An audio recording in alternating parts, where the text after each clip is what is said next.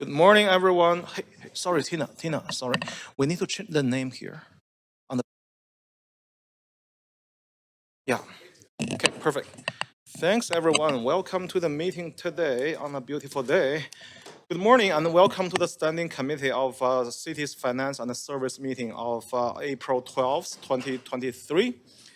This meeting is being convened by electronic means as authorized under Part 14 of the Procedure Bylaw and the City of Vancouver's electronic meetings, as such committee members may participate in person or by electronic means.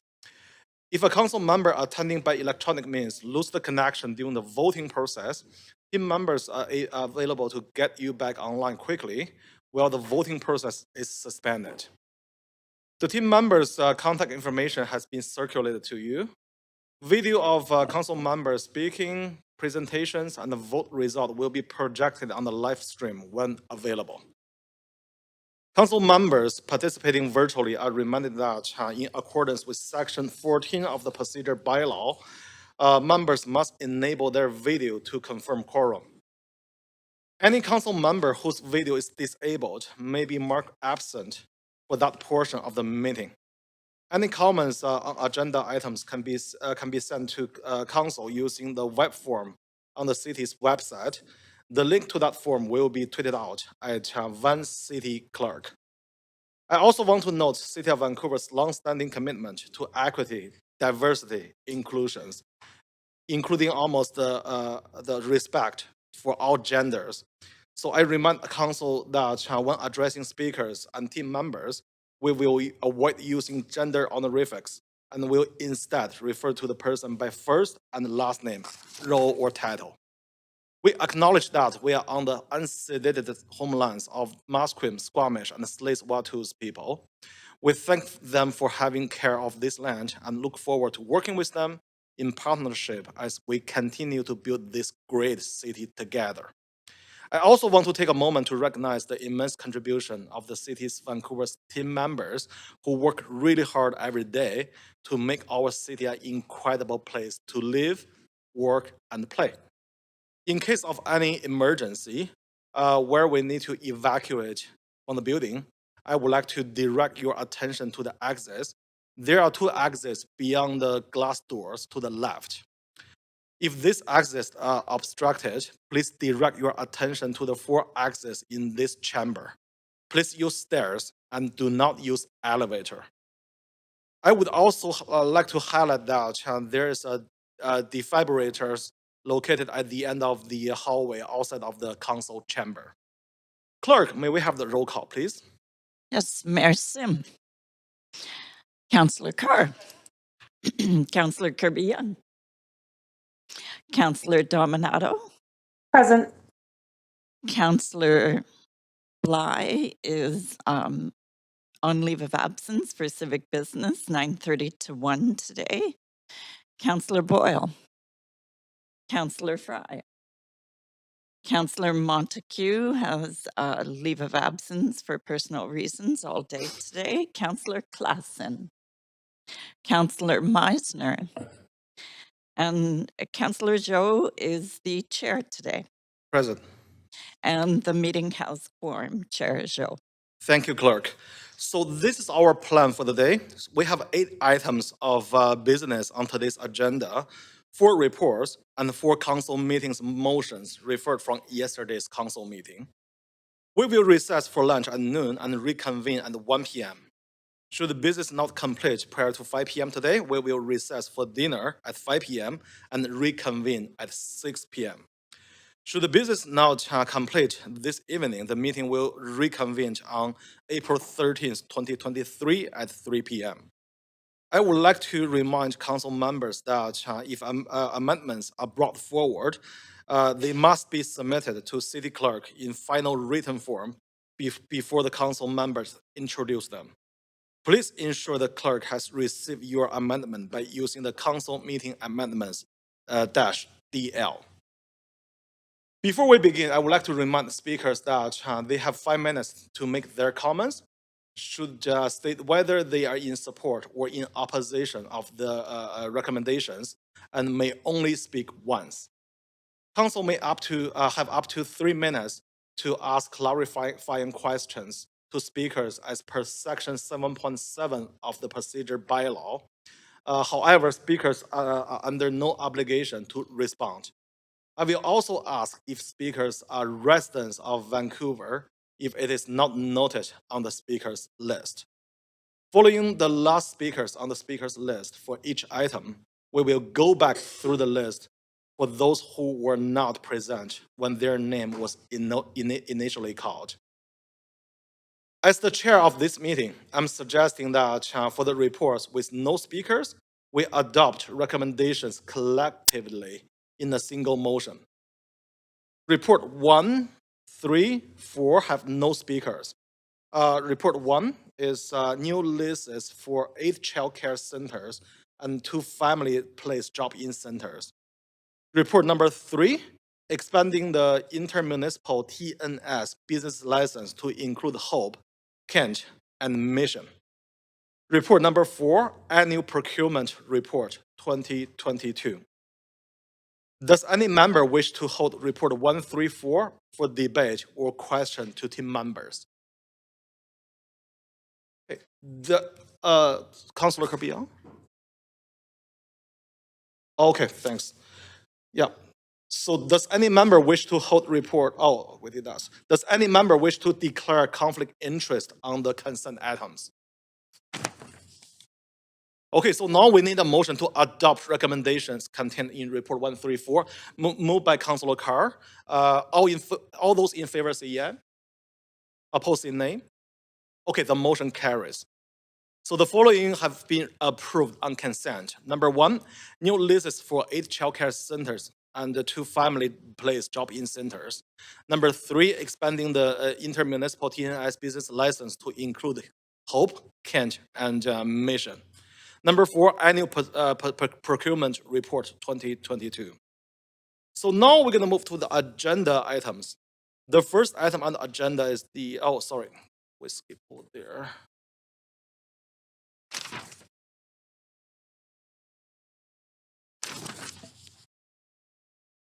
So now we are going to the referred items here. Chair, I have a point of procedure. Okay, please go ahead, Councillor Kirby. Yeah, thanks. Due to Mayor Sim and myself having leaves of absence for civic business this afternoon, I'm wondering if we could if I can move to vary the agenda on the motions when we get to that part of the agenda, to start with motion B5, followed by motion B4, then B2, and then B3 in that order. Okay, so the question here is we're going to move the item 8 and item 7 prior to item 5 and 6. So we need a mover for this motion. Moved by Councillor Claassen. I just moved that, Chair. Okay. Moving to. Yeah, moved by Councillor Kirby, actually. Yeah. All those in favor say yeah. Opposed say nay. The motion carries. So we're going to vary the agenda here. Number 7 and 8.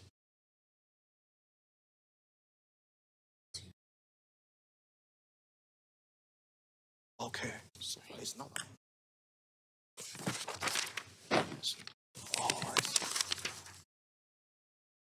Okay, I got it.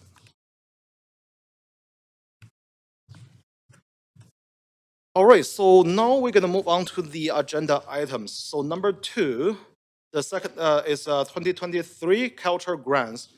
We have 1 speaker for this item. Does any member wish to declare conflict of interest on this item? So we have staffs here from the Arts, Culture, and the Community Service available to answer questions council may have. And the council, you have up to 5 minutes to ask questions to team members. And we have 1 speaker on the speakers list. So speakers is Meiko Yamamoto. Is Meiko on the line to speak to council? Yes, I'm here. Okay, so please go ahead. You have 5 minutes. Okay, thanks so much. Hi, I hope everything's going well over there and it's a good, productive morning. Thank you for the opportunity to speak today. My name is Meiko Yamamoto, and I'm the Artistic Director of Theatre Replacement Society here in Vancouver. I wanted to express Theatre Replacement's support for the cultural operating grant recommendations that are being considered today. As one of the organizations that is being recommended for an increase this year, I can only express how much this support is deeply needed right now. As we all know, it's been an incredibly challenging time for live performance, live theatre, and for arts and culture in Vancouver. As an established but small company that delivers projects and programs that serve multiple communities and publics, whether that be our experimental and intercultural new works, or our artist-centered professional development programs, or our annual holiday show, the East Van Panto. Theatre Replacement is struggling currently with capacity on many levels. We're also an organization that is moving through a big transition, which is not unrelated to the pandemic. These last few years have seen our artistic community take several hits, and rebuilding and re-energizing is going to take a lot of work. It's going to take time. It needs to acknowledge that current priorities and strategies around cultural planning require more resources and capacity to do things properly. It's going to require that the recognition that often as artists we are called upon to help make sense of what is happening in the world and to create space for change in our city. And for us at Theatre Replacement to do this work, which is work we believe in fundamentally, it requires more operational support. It requires core funding that is going to see us not only through, but past this time. And so this increase is key to our survival. Core funding increases are key to the survival of arts and culture in Vancouver. They are key to Vancouver remaining on par with other cultural centers around the world.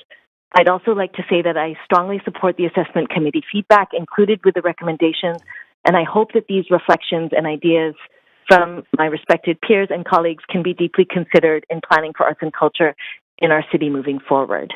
Again, thank you so much for the opportunity to say a few words today. Okay, thank you, Marco. Thank you for speaking to council. I think this is the end of our speakers list. Seeing no question from the council, would someone like to move a motion? Moved by Councillor Boyle. Council, is there any discussion? Okay, there's no discussion. So I'm gonna call to the vote. So please remind that council member whose video is disabled will be marked as absent for the vote due to the section of 14.13 of procedure bylaw. So clerk, can you take us to this voting screen? And council, please register your vote on the voting panel.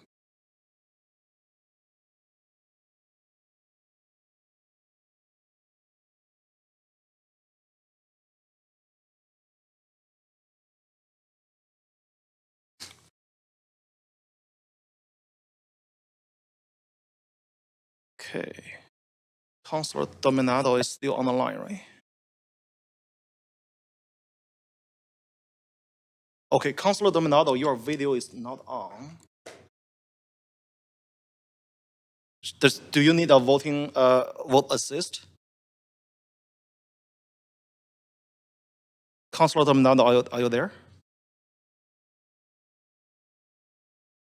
Okay, so I guess we're gonna mark Councillor Dominado for absent. The motion passed unanimously with Councillor Dominado, Councillor Bligh, and Councillor Montague absent. Okay, thanks everyone. We're gonna move on to the referred items. We have 4 items on the agenda that were referred from the council meeting yesterday to today's meeting in order to hear from the speakers, followed by the debate and decision. Another reminder that amendments must be submitted to the clerk in final written form before member introduce the amendment. The first referred item on the is item 8 because of we varied agenda. It is Mayor's Budget Task Force, which was moved by by Mayor Sim. Sorry, so I'm just looking at the name. Yeah, moved by Mayor Sim and seconded by Councillor Kirby Young. We do have a couple of speakers. The first speaker is Grace C.K. Parker. So, Grace, are you there on the line? You have 5 minutes. Grace? I'm just checking. Yep.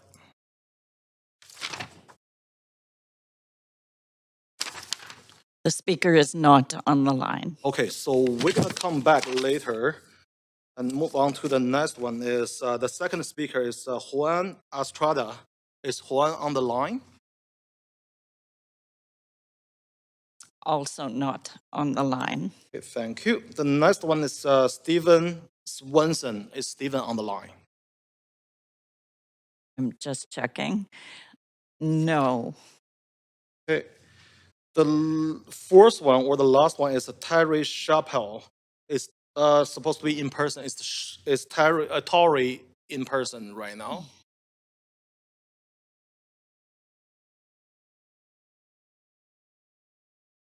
I'm not seeing anyone in the chamber. If you just give me a moment, I'll just double check. Okay, thank you, clerk. Yes.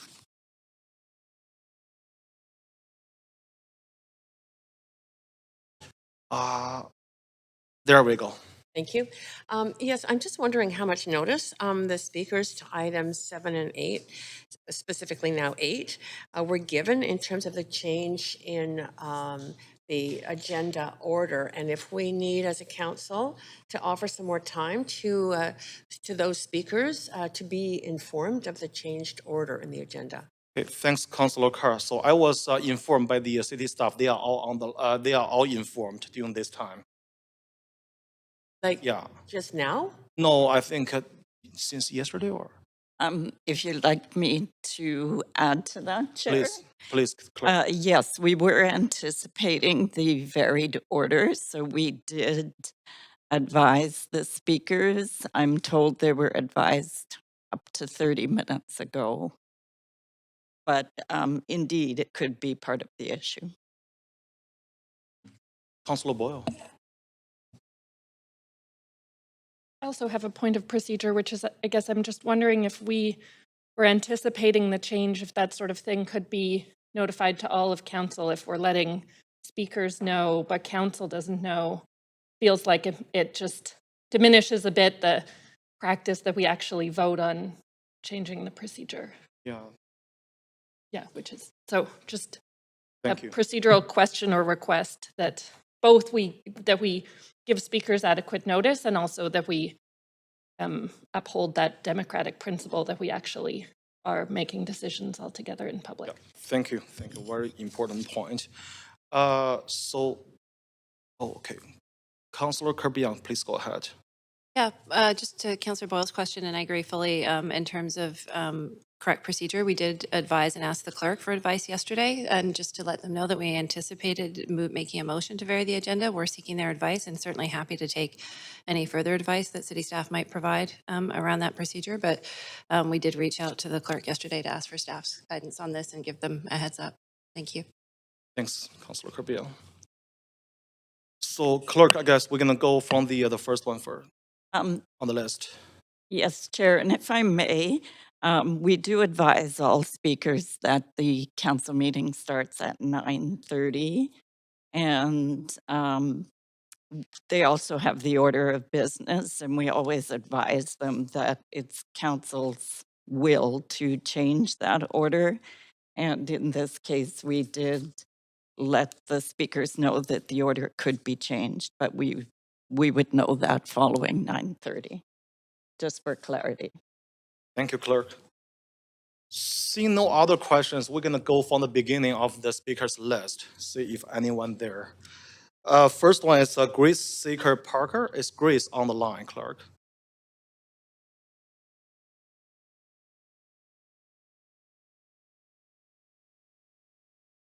I'm just checking. And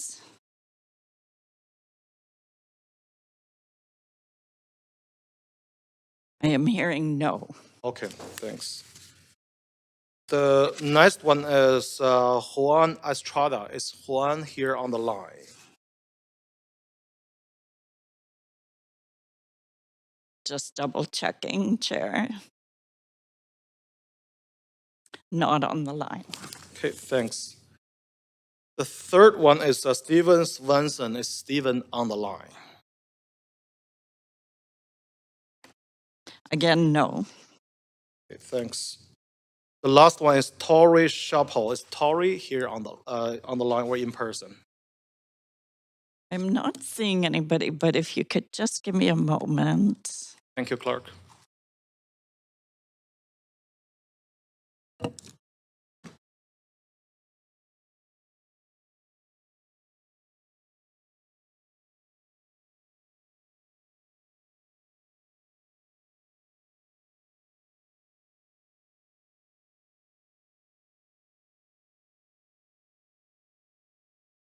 No, there is no one on the main floor. Okay, thanks, clerks. This is the end of our speakers list. So I guess we're gonna do a voting process here. So remind that council member whose video is disabled will be marked as absent for the voting process, pursuant to the section 14 of 13 of the procedure bylaw. So clerk, please take us to the voting panel, and council, please register your vote, please. On this motion. Oh, sorry. Yeah, council, is there any discussion? Sorry about that. Yeah, sorry. Okay, Councillor Boyle, please go ahead. Thanks. I have a few amendments I'm circulating. All of this is happening at a different speed than I was anticipating, so I'm happy to just wait on the queue while I send them, but if someone else wants to speak, I'm happy to get off the queue and wait. Thanks, Councillor Carr. I'll pass for now. Okay, thanks. Councillor Carr, please go ahead. Yeah, thank you very much. I understand that from the introduction to this motion yesterday, that this was an election promise. We're now in council by one party.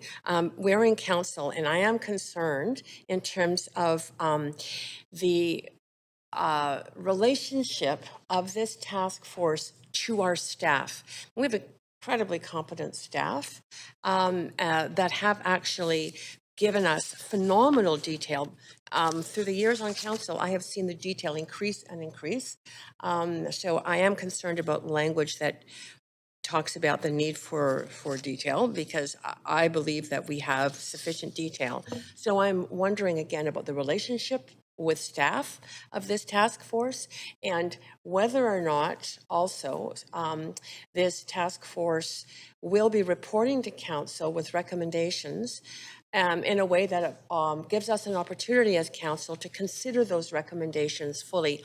And the reason why I ask this question, and perhaps it's through you, Chair, to Mayor Sim as the mover of the motion, why I raised the second point about fully allowing council to consider the recommendations is because I was on council when the Vision supermajority in the 2011 to 2014 time period had a task force on housing, tabled the recommendations of the task force, and at that same time tabled major changes to the zoning throughout the city, with no time really for council to debate the issue or consider the impacts of the decisions that came as recommendations, and then, as I say, were quickly moved into motions.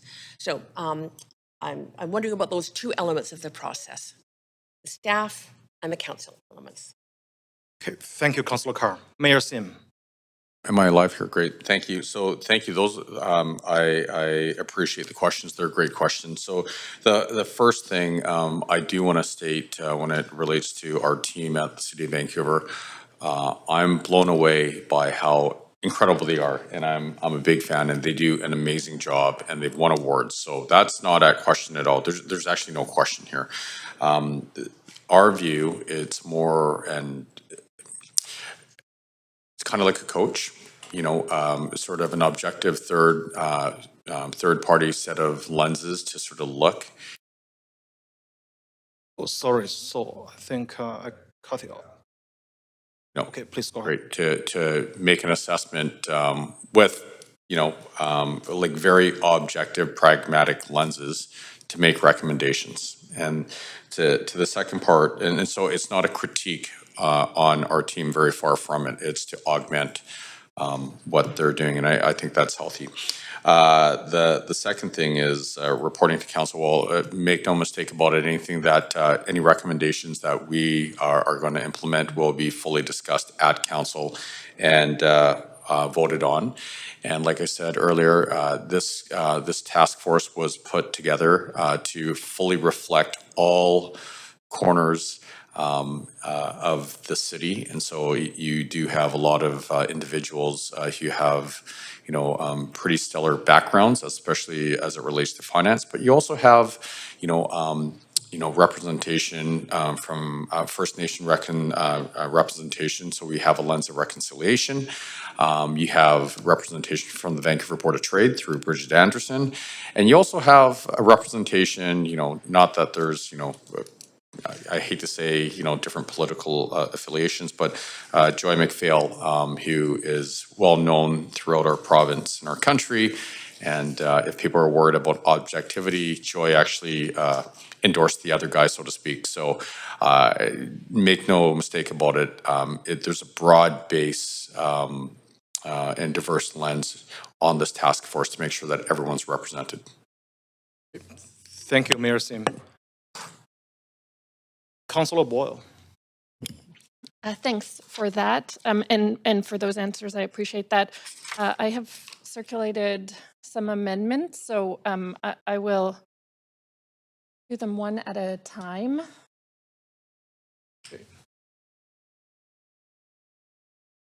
And maybe I'll start by, well, you can move us to an amendment queue. Yes, I did.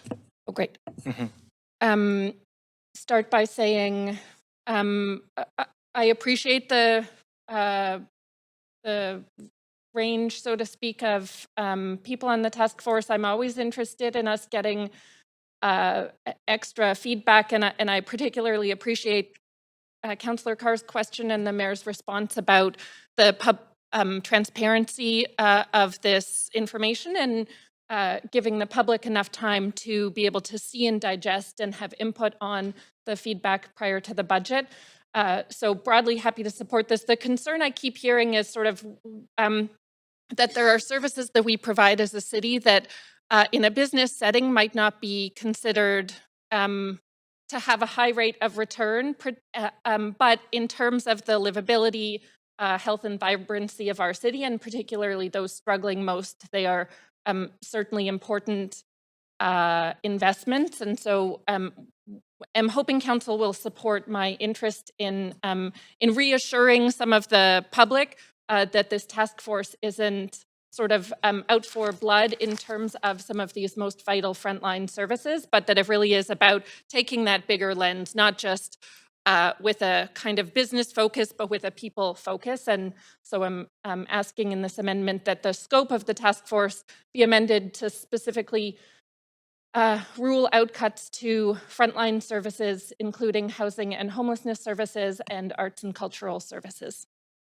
Okay. Thank you, Councillor Boyle. Councillor Clausen. Thank you, Chair. Thanks, Councillor Boyle, for this amendment here. I actually am concerned that we would be throwing additional parameters around this that would not necessarily guide this in the direction that I think the original intent of the motion. I think that the suggestion that we're going to be impacting the services that are described is I think it needlessly makes it look like that this is where the task force work is going. I recall the work that was done by the City of Vancouver in, I think it began in 2010 to do a core services review. And during that core services review, no such sort of parameters were put in place. So during that time, I recall that there were overlaps and duplication of services that were happening. And so I think The reason I'm not going to be supporting this amendment is because, number one, I think that the tone of the amendment itself is, I think, again, needlessly makes it look like we are targeting social services, which is not the intent of the task force. And I also think that we actually need to look for ways that we can enhance these kinds of services by making sure that they're properly delivered and by the right people and have the right budgets for them. So I will not be supporting this amendment. Thank you, Councillor Clausen. Mayor Sim. Yep, thank you very much. A couple of things.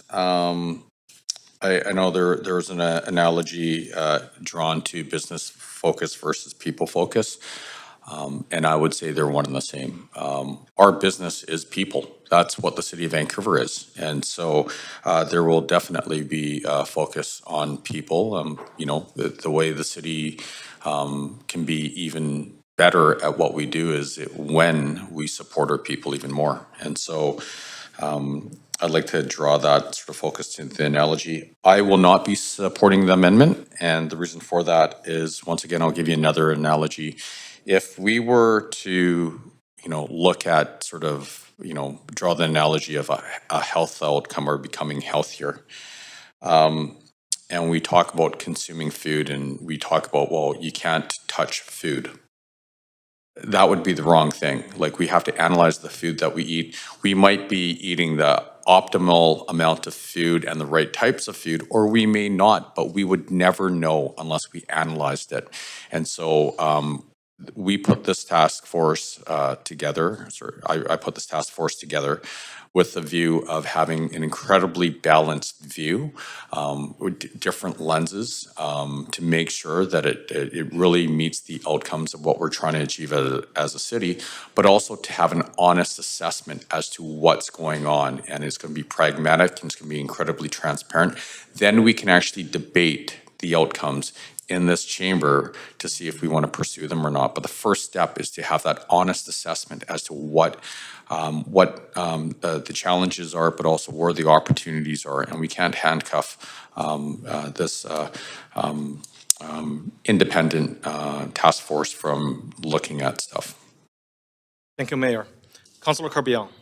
Yeah, thanks. A couple of thoughts and reflections. I think it's an important conversation to have, but I actually think this amendment is overly simplistic because it narrows the scope of the review, but I don't think we should ever be afraid of a review of public funds because, and we had similar discussions, I recall, last council when we were bringing on the independent auditor general, that we may have situations sometimes where it identifies possibilities for more effective spending or efficiencies, and other times where it may actually affirm and sort of support public confidence in the fact that their funds are already being spent well. And so I think to cut it off takes away that transparency. I would note that there's two departments that have done their own third-party external reviews, the Vancouver Police Department and Vancouver Fire and Rescue Services, and those both resulted in operational reviews that provided some third-party, transparent, objective data around what the appropriate level of staffing was to support those kinds of services. And I would like to have the same opportunity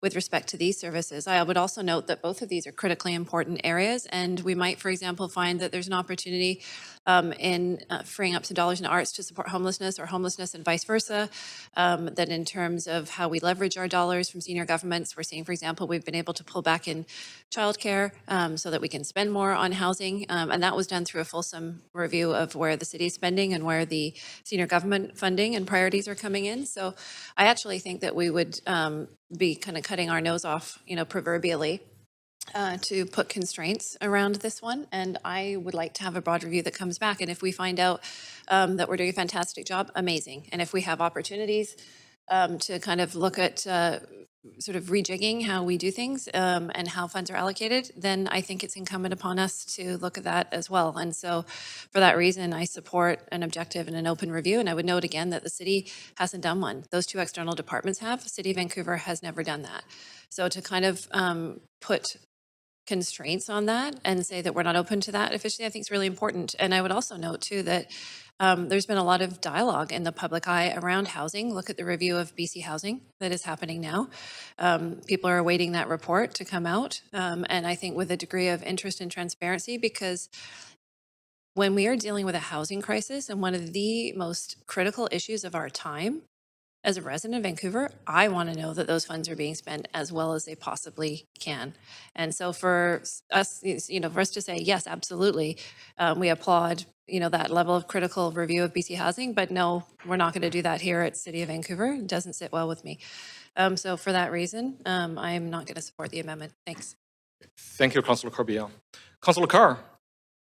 Yeah, I am going to support this. And the reason is that it's very clear in this amendment that it's the term or the word cuts that is important. Now, I have heard responses back, including from the mayor, that there may be additions. That's fine. This motion does not in any way obscure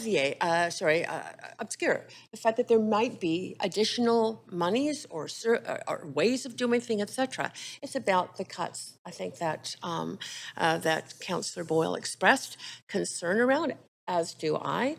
So to the point raised by Councillor Kirby Young, the reviews that were done by Vancouver Fire Rescue Services and the Vancouver Police Department ended up identifying the need to add staffing, to add money into those budgets. So again, that would not be a problem with this particular amendment. There's room to review. It's not saying don't review them, but it's just saying let's make sure we don't cut them because they're so essential. Thank you, Councillor Carr. Councillor Boyle. Thanks. I was going to say something similar, actually, that the language very intentionally isn't asking that we rule out looking at these services. Absolutely. Let's look at making sure that we're making the best use of public dollars and most effective use. It's simply meant to give some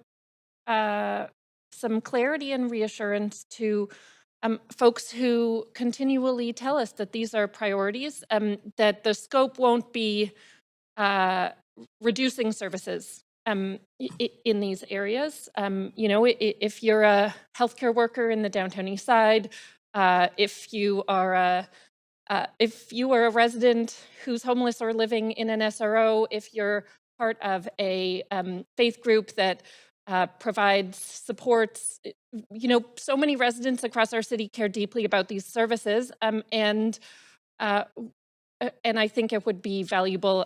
I feel like it's a bit of a waste of time to make this speech. It's not going to pass, but the intention was not to rule out examining the effectiveness of services and making sure we're getting the best use of our public dollars. It was simply to say these are priorities that we won't be cutting, and I hear people saying that more broadly, so I am confused why we won't be supporting adding it here, but I won't waste my time. Thanks. Okay, thank you, Councillor Boyle. So, okay, seeing no one. Oh, Councillor Kirby, please go ahead. Yeah, I just wanted to offer one other comment, is that I really appreciate the fact that the mayor has brought this forward. I think doing due diligence and review on a regular basis is really important, and I'm looking forward to fresh eyes. I'm not presupposing any outcomes. Again, some areas we could improve, some we might be doing great, some we could be overfunding, some we could be underfunding.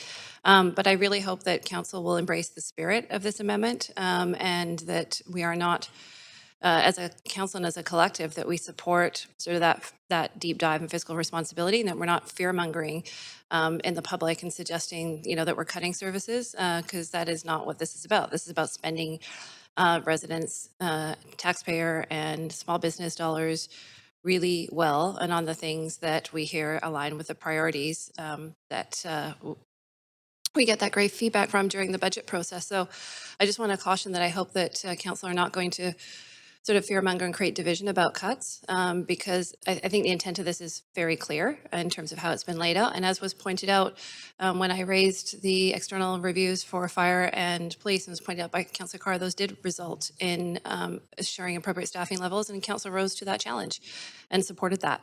So I hope we can all take a positive step forward around this, because I do think that we need to bring people together in our city around supporting the services that matter to them as effectively and efficiently as we can. Thank you. Thank you, Councillor Kirby. Mayor Sim. Yeah, I would echo those comments of Councillor Kirby Young, and I'm going to get a little into the weeds here, and this is another reason why I can't support the amendment as written.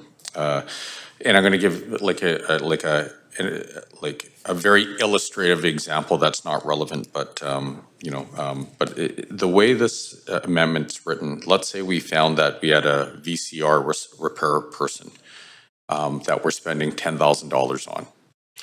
Now, I want the task force to have the ability to say, well, no one uses VCRs anymore, and so that $10,000, we shouldn't be spending on it. And then they have the opportunity to say the best utilization of that $10,000 is still in, a department if it was in housing, or they can say we get more leverage in putting that $10,000, the best utilization of that funds would be, let's say, in fire and rescue, Vancouver Fire and Rescue Services. The way this motion's written, or the amendment, does not allow for that. And so I'm very confident that we have an amazing task force that represents all sides of the city and different, different perspectives.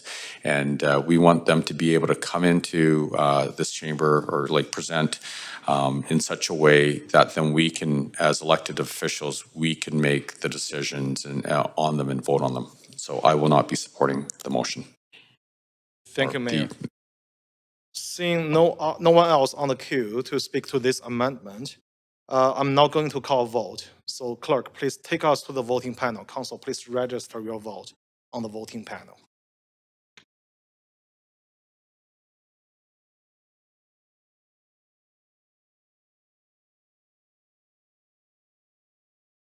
Okay, is Councillor Dominado is there. The motion failed with Councillor Zhou in opposition, Councillor Kirby Young, Dominado, Councillor Claassen, Councillor Meissner, and Mayor Sim in opposition, and Councillor Bligh and Councillor Montague in absent. Okay, clerk, do you want to show the voting results? Yeah, there we go. Okay, thank you. So now we're going to go back to the main queue. Mayor Sim, main queue. Yeah. Oh, okay. Councillor Boyle, please go ahead. Thanks. I have a second amendment that I have circulated. Okay, I'll take you to the amendment queue first. Please add you to the amendment queue. There we go. Please go ahead, Councillor Boyle. Thanks.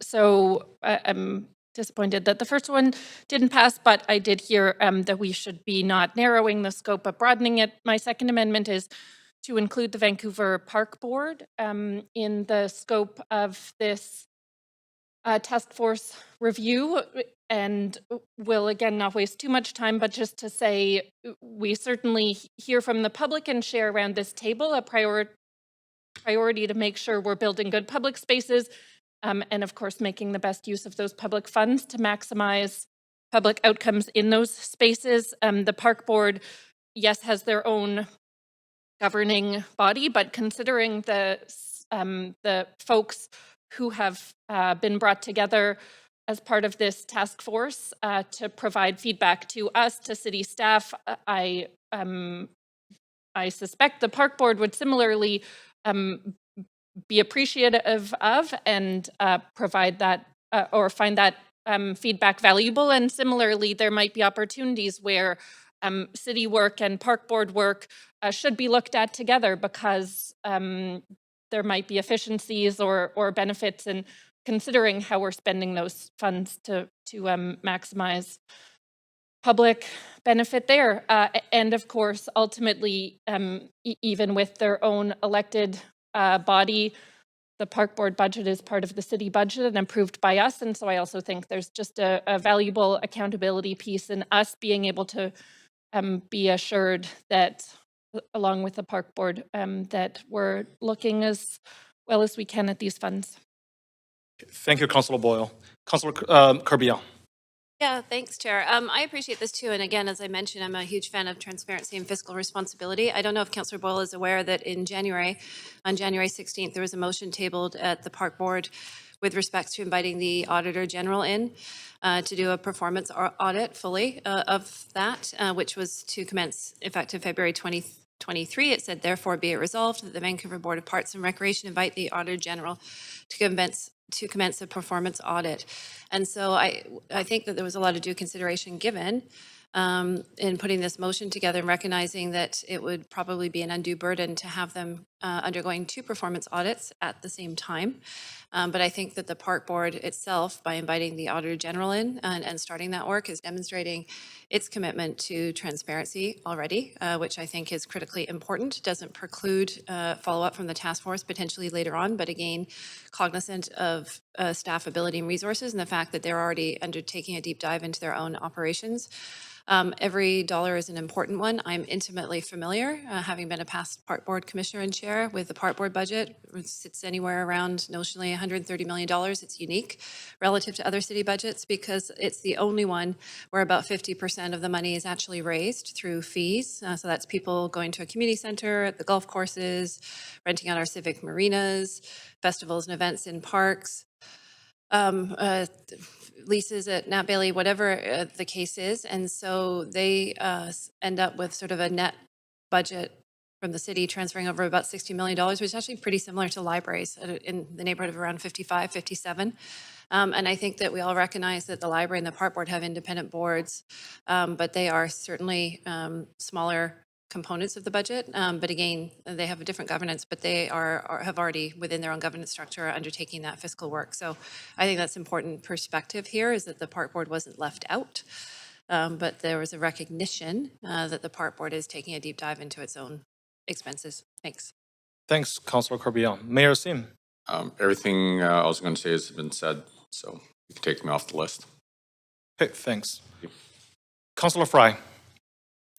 Yeah, I appreciate including this amendment. I think looking at our last budget, there was $152 million that we invested into parks, and to Councillor Kirby Young's comments about the Auditor General, I was of the impression that this was running parallel and independently of the Auditor General process altogether, which is obviously looking at various aspects of city budget, but not certainly duplicating the work of the Auditor General. So if in fact this is a task force to just give some outside recommendations and looking at our budget and budget considerations, I think it's prudent to at least consider Park Board in that conversation, because it is one of the, it's a significant line item on our budget, but it's also one of the most front-facing pieces of city activity. So when people think about city services, it's often community centers, parks, trees that are upkept by Park Board, all those kind of things that really matter to Vancouverites. And I think if we're having this deep dive with recommendations of outside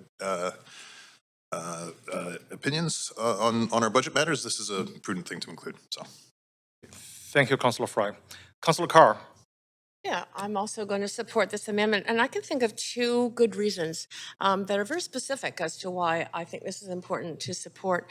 One of them was a recent decision by the Park Board to tear up the bike lane in Stanley Park with a commitment that at a much greater cost would reestablish at some later date a bike lane in Stanley Park. And staff's recommendation to the commissioners was to keep the lane that was there, modify it somewhat, but there was a lot of money put into the lane that was there. So for me, I think it's worthwhile taking a good hard look at those kinds of decisions. Secondly, we have as a council a commitment to plant a lot more trees in this city, and that has been an ongoing commitment for a number of years. I do remember being approached by Park Board staff many times over the last number of terms where they've said, look, you're planting trees, you're not giving us the money to maintain those trees. We don't, as arborists, we don't get to go out and actually assess those trees. I mean, I just went down Barclay this morning to see that tree that fell on that, almost killed a man, fell on an apartment block. And I looked at the roots. I got a photo if anybody wants to see it. There's no roots. I mean, they'd all rotted out. So I really do think that a good good look at the services there is, again, without cuts, but a good look at the services and what we're putting money into in a synchronistic way with council decisions is a good idea. Thank you, Councillor Carr. Councillor Boyle, you have the floor. Thanks. I also was thinking about this question of sort of redundancy in terms of the Park Board having the Auditor General come in. Of course, we have the Auditor General looking at many city services. We have a very competent city staff team already, and yet there it has been, as is the larger point of this motion, a recognition of the addition of folks taking a look, and no harm in that. And so it's not clear to me why the Park Board wouldn't be included in that when we also are doing a very comprehensive amount of work on this front, and still the task force is intended to be added on. But actually, the other point I just want to make again is there are many overlapping services. I think about the maintenance of trees, but also other medians and public spaces. And the large question that we get increasingly every winter about snow removal and whose job, what piece of that is. I would love for us to be looking at how are we dividing up the jurisdiction on those pieces and what makes the most sense in terms of getting that work done. I think that's an important piece. And so to have the Park Board hived off and not included feels like it misses being able to look at opportunities for the kind of better sharing of and improved efficiency around the services that the city and our city outside workers and Park Board staff work on concurrently. And you know, and maybe we're doing it perfectly now, but if we're having this group in place, it seems to me silly to miss the opportunity to be looking at ways to maximize outcomes in that area too. Thanks, Councillor Boyle. Mayor Sim. You know, the great thing is I think we're all on the same page here. I would like to highlight a couple of administrative matters, and maybe someone can suggest some work around it. There are a couple of things. First of all, we do have to respect other elected officials. The Park Board has their own elected officials, and I personally think if, as a council, we approve something here without being asked or even having the conversation would be bad form. And then two, I think we have to also realize that this is a task force of volunteers who are giving us the gift of their time and their skills. And, you know, they were presented with a scope, and to change that scope on them in this chamber without asking them, once again, is a pretty big ask, especially for a volunteer group of individuals who are giving us their gift of their time.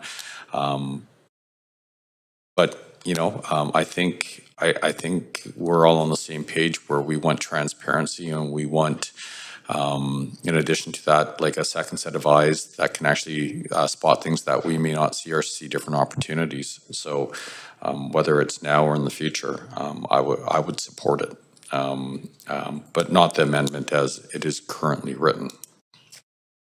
Thank you, Mayor. Councillor Kirby. Yeah, a comment, and then I have an amendment. And my comment is that I find it interesting, kind of the dichotomy between, we had an amendment earlier that included no cuts, and yet we're willing to throw the Park Board on without a similar language. So I'm just noting that I'm looking for consistency and openness with respects to the scope of this review. But having said that, I do have an amendment if you want to move us to amendment. So I'll move to the amendment Q2, and please add you to the queue, please. And the amendment is this, which is really that the original, the amendment from Councillor Boyle did not acknowledge and respect the fact that the Park Board is an independent body, and we cannot direct them to be included in something. We can request, we can invite them, we can give them the opportunity, but we cannot direct them, just like we can't direct the Library Board or the Vancouver Police Board. So the language that you see there says further that Council requests the Mayor to write to the Park Board to invite them to participate in the review by the Mayor's Budget Task Force. And I would expect, given their sort of demonstrated commitment to fiscal transparency, that if the task force has the capacity to include them in the review, that they'll do so, and I would fully expect the park board would accept. But again, I think the notion of respect for another body and having that conversation with them first, which I don't think has happened, is really important. So this is the amendment to the amendment, which is a strike and replace to the original. Thank you. Thank you, Councillor Kirby. Councillor Clausen, you have the floor. Sure, I'll support the amendment to the amendment. I do appreciate the arguments that was just before by Councillor Kirby Young. And I also am mindful of the original scope of this being broadened for what is now like $150 million organization with its own board of governors as well. So I think asking them if they'd like to be a part of this, and then obviously going back to the task force themselves and see if they are willing to take on the work as a group of volunteers. Those are just the factors. So I think this is just a bit more of a prudent approach to this. Thank you. Thank you, Councillor Clausen. Councillor Fry. Yeah, and I misspoke earlier when I referenced the amount, the line item for the budget. It was actually $154 million, not $152 million. And when we're looking at the budget, so I don't support this amendment because I think that we shouldn't be asking permission of the, and I do appreciate the mayor's points about this is a volunteer board and maybe they don't have the capacity or willingness to look at this, but Parks and Recreation is a big chunk of our budget, and it's worth including in a scoping if we're looking at getting recommendations on our budget expenditures. And even just in our last budget where we had an amendment, I think it was Councillor Clausen for $600,000 for median horticulture work from engineering. Is that work that should be included in the scoping of park board? Because we have park guys who go out and do that work already. Do we need to duplicate services with engineers, separate crew doing that kind of work? Those are questions that I would like to hear answers to. And I think if we're bringing in experts to do a deep dive analysis and make those recommendations, maybe it's worth taking a look at. I don't know that we necessarily need to ask permission of the park board because, again, we are, at the end of the day, responsible for allocating a sizable chunk of budget to their requests. So that's our role as council, is to approve the operating budget that includes $154 million for park board. If we're going to be looking at our budget, we might as well include this significant line item and not necessarily ask their permission to have a look at it. Okay, thank you, Councillor Fry. Councillor Boyle. Thanks. I can live with this if the only amendments that pass are ABC amendments. I'd rather see this pass than the original motion struck down and park board not be included. So I can live with this rather than nothing. Thank you, Councillor Boyle. Okay, seeing no one else on the queue to speak about this amendment to the amendment, so I'm going to call a vote. So clerk, please move us to the voting panel. Council, please register your vote. And just to clarify, this is the amendment to the amendment.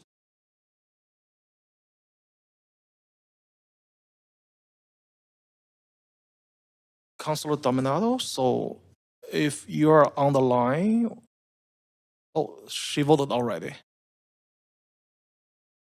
Okay, it's all good. Okay, thanks everyone. So this amendment to amendment passed with Councillor Fry in opposition, Councillor Bligh and Councillor Montague in absent. Thank you, everyone. So now we're gonna go back to the amendment Q1. Councillor Kirby Young. No, just I'm happy to support the amendment, and I think we don't need a lot of further comments around ensuring that dollars are spent well, because we've got a lot of pressures on the budget, and I want to ensure that we can support all the priorities that residents have identified: housing, homelessness, quality services, arts and culture. So happy to move to the vote. Thanks. Thank you. So now we're gonna call a vote. So clerk, please take us to the voting panel.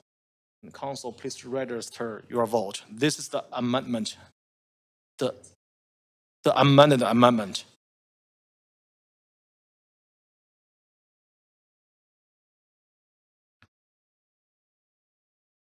Okay, so this amended amendment passed unanimously with Councillor Bligh and Councillor Montague in absent.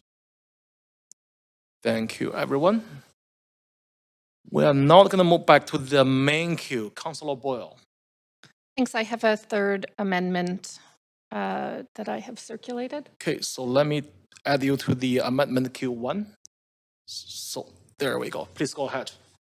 Thanks. And the third amendment is to include the Vancouver Police Department in the Mayor's Budget Task Force review, both in recognition of the importance of addressing public and community safety issues, and you've heard that reiterated many times, and also in recognition that the police budget is more than 20% of our overall operating budget, and so it seems important that at least at a high level, that that be part of the conversation. I'm sure that we will hear that the police board has already done an independent review. And again, I think the benefit of this task force is looking at all of these services together.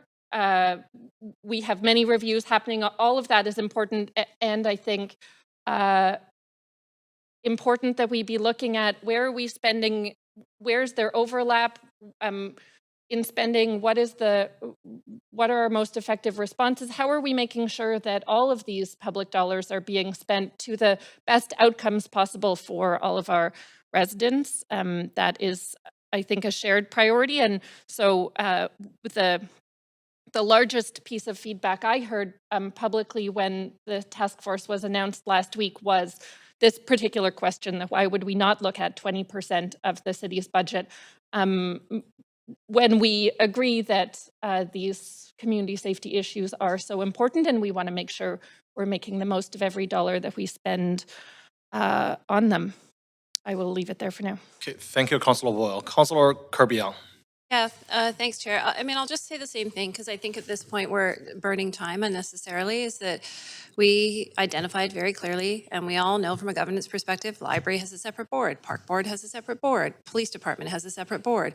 We can't direct any of them. We can amend, we can ask them. Councillor Boyle knows this, and this amendment clearly ignores that fact from a governance point of view, but I feel like at this point this is theater, and if councillors don't like the budget task force, they are free to just vote against it as opposed to just trying to break it down amendment by amendment. And I just feel like, honestly, at this point, it's performative. And I don't have a lot additional to add at this point. Thanks. Thank you, Councillor Kirby. Councillor Carr. I'm trying fast to do an amendment to the amendment. So I'm just going to take myself off the list for a second. Thank you. Councillor Boyle.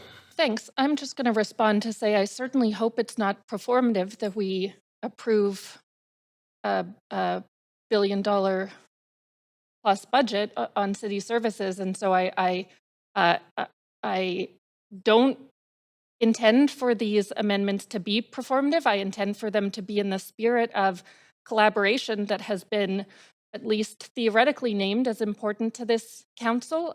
This is a question I've heard very publicly, very broadly, and this amendment is not at all intended to be performative. It is intended to be able to have a voice in this discussion, but also it's intended to make sure that we're making good use of public dollars. I don't feel that my vote on the city's budget overall is performative. I certainly don't feel that our vote on 1/5 of it should be performative in any way. I take that very seriously, and that is the spirit in which this is being put forward, and I am insulted by suggestions otherwise.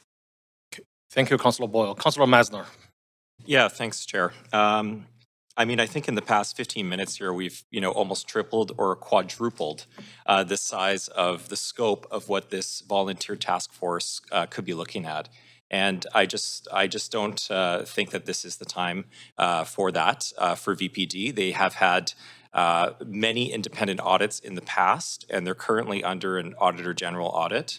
And this would just be a massive addition to a task force in terms of the scope. And again, this is a volunteer task force. I'm not saying that we wouldn't look at doing reviews in the future, but I just don't think that this is the appropriate time to quadruple the scope of this task force. Thank you, Councillor Masner. Councillor Fry. Yeah, I don't think this is performative, that's for sure. But I do want to just reference the mayor's ninth, therefore be it resolved in the resolution, which clearly states in conclusion that a 10.7% property tax increase is neither sustainable nor a desirable financial path for the city of Vancouver. That is setting the parameters for this entire task force. That 10.7% property tax increase was inclusive of police services, which is 20% of the budget, and of park board, which 154 million. So I think it is appropriate to weave it in if that is indeed the impetus for this motion. And I want to further reflect that the preamble also talks about the various advisory committees of the City of Vancouver. And while we do recognize that police and park board are separate boards, they are often included in our advisory committees in a capacity as liaisons and the like.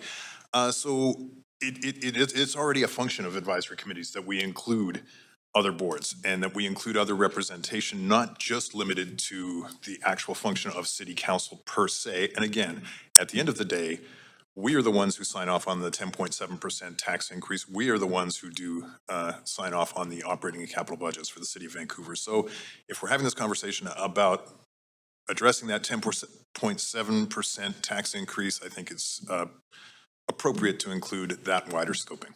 That's it. Thanks. Thank you, Councillor Fry. Councillor Carr. Yes, I have circulated an amendment to the amendment. Okay, so let me add you to the amendment Q2. So please add yourself to the amendment Q2. Okay, please go ahead. Thank you. So it's, make sure you see that it's my second amendment that says added one word. Similar to the Park Board amendment and the amendment to it, I've provided the language to say further that the Vancouver Police Board be invited to participate in the Mayor's Budget Task Force process. I think that, again, I will echo my colleagues, Councillor Boyle and Fry's points, which is this is a significant amount of our budget. Over 20%. And it is of significant concern to the public. I think public safety was one of the key issues in this last election. So to have a good review of their services, I think is, and if there can be any improvements, then it is a really, really good idea. And as you can see, I've just said that it's just inviting them because I recognize that they are the independent board, similar to the park board. Thank you, Councillor Carr. Mayor Sim. Okay, I want to be incredibly clear. I will not support the amendment to the amendment for two reasons. One, I think we have to, rein this one back in a little bit and let's actually talk about what's happening. We have a volunteer group of individuals who are given a scope and they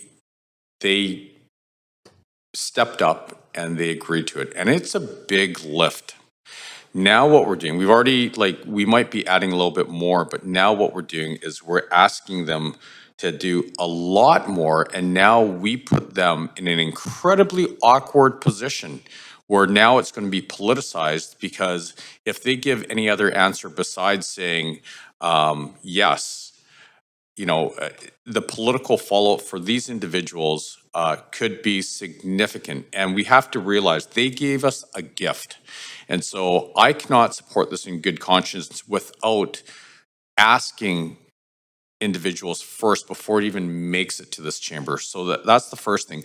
The second thing, and the returning members of this council already know this, that, things that have happened in this chamber has been shot down legally when the decrease in the VPD budget was voted on last time in this chamber. So even if we get to that stage, if and when we politely ask individuals in the community to step up for a task force, it may not have any legal bearing as well. And so now it quickly becomes very performative. And what we're after here is pragmatic outcomes and, suggestions to help us, optimize the limited resources we have. So I can't support this amendment to the amendment. Thank you, Mayor. Seeing no one else on the queue to speak about this amendment to the amendment, I'm not going to call a vote. Clerk, please take us to the voting panel. Council, please register your vote. Okay, so Councillor Dominado, are you able to? Oh, yeah, she voted already. So, Councillor Dominado, please, can you turn on your video, please?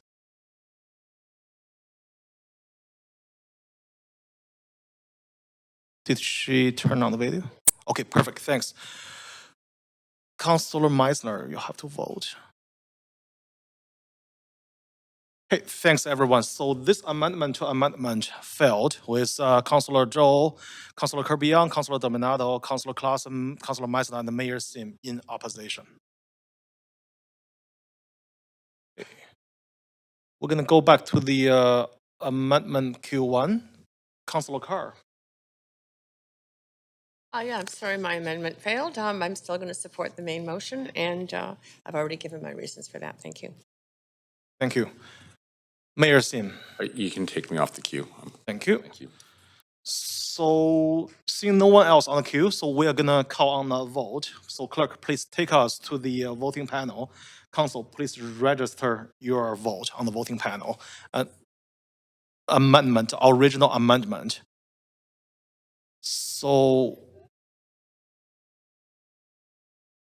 okay.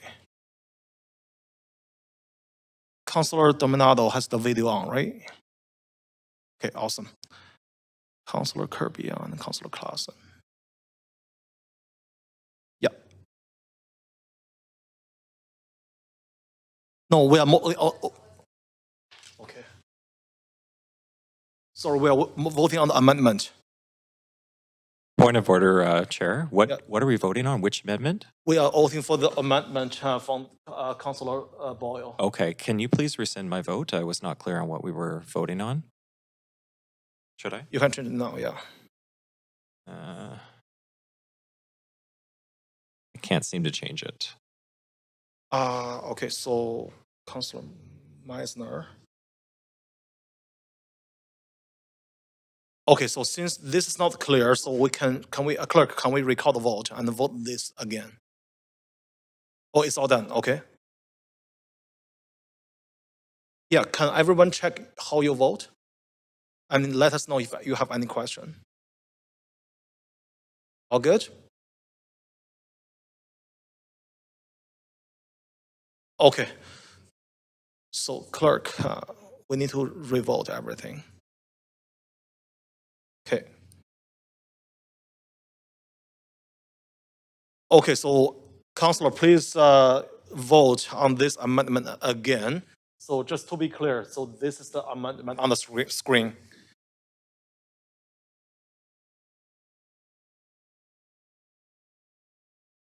Councillor Dominado, so please have your video on and vote.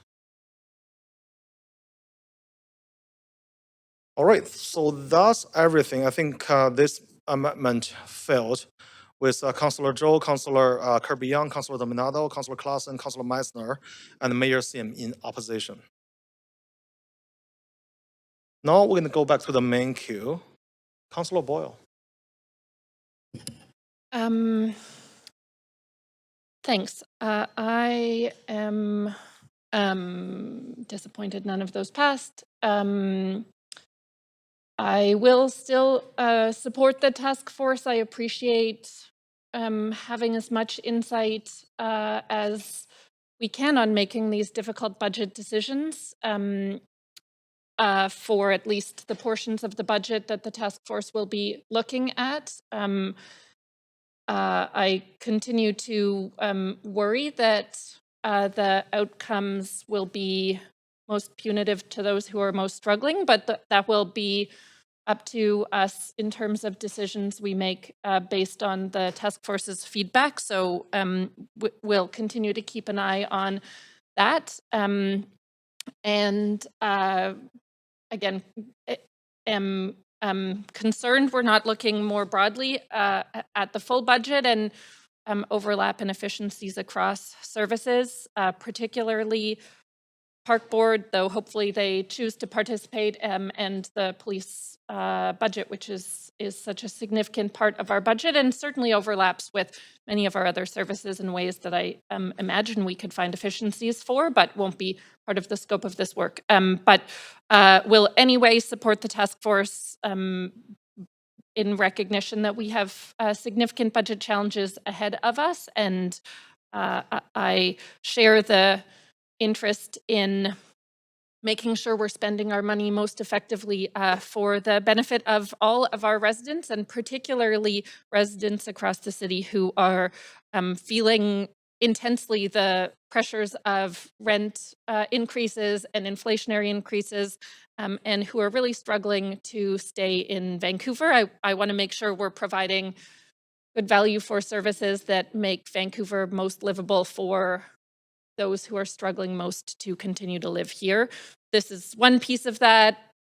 You know, like I said, I have some concern based on the limits of it. What outcomes it will suggest, but those will be our own decisions as an elected body to make down the road. So welcome the feedback, I guess. Thanks. Okay. Thank you, Councillor Boyle. Councillor Carr. Yes, I have circulated another amendment. Okay, so let me take you to the amendment Q1. Can you add yourself to the amendment Q?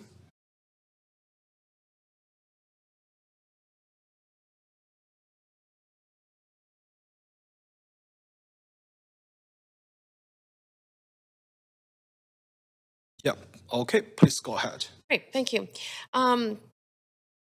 I'm also concerned that that there are specific work that we do at the city level that is absolutely essential, and that I don't at all oppose a review of that work to see if there can't be greater efficiencies, or just an expanded even set of objectives that match to the exigencies of our work at City Council. And I'm speaking specifically, though, around climate action.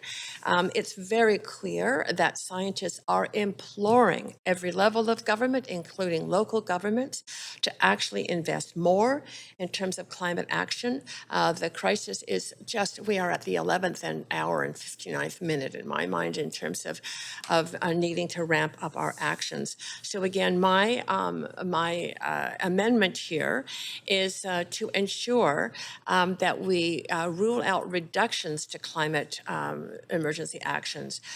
There can be efficiencies within, I have no doubt, that could be found, but I just want to make sure that we all recognize at this council table that we are not spending enough, we are not doing enough, we are not reducing our emissions enough, and this crisis deserves our attention in terms of making sure that to perhaps fund another priority, that funding does not come from the action that we must do around climate mitigation and adaptation.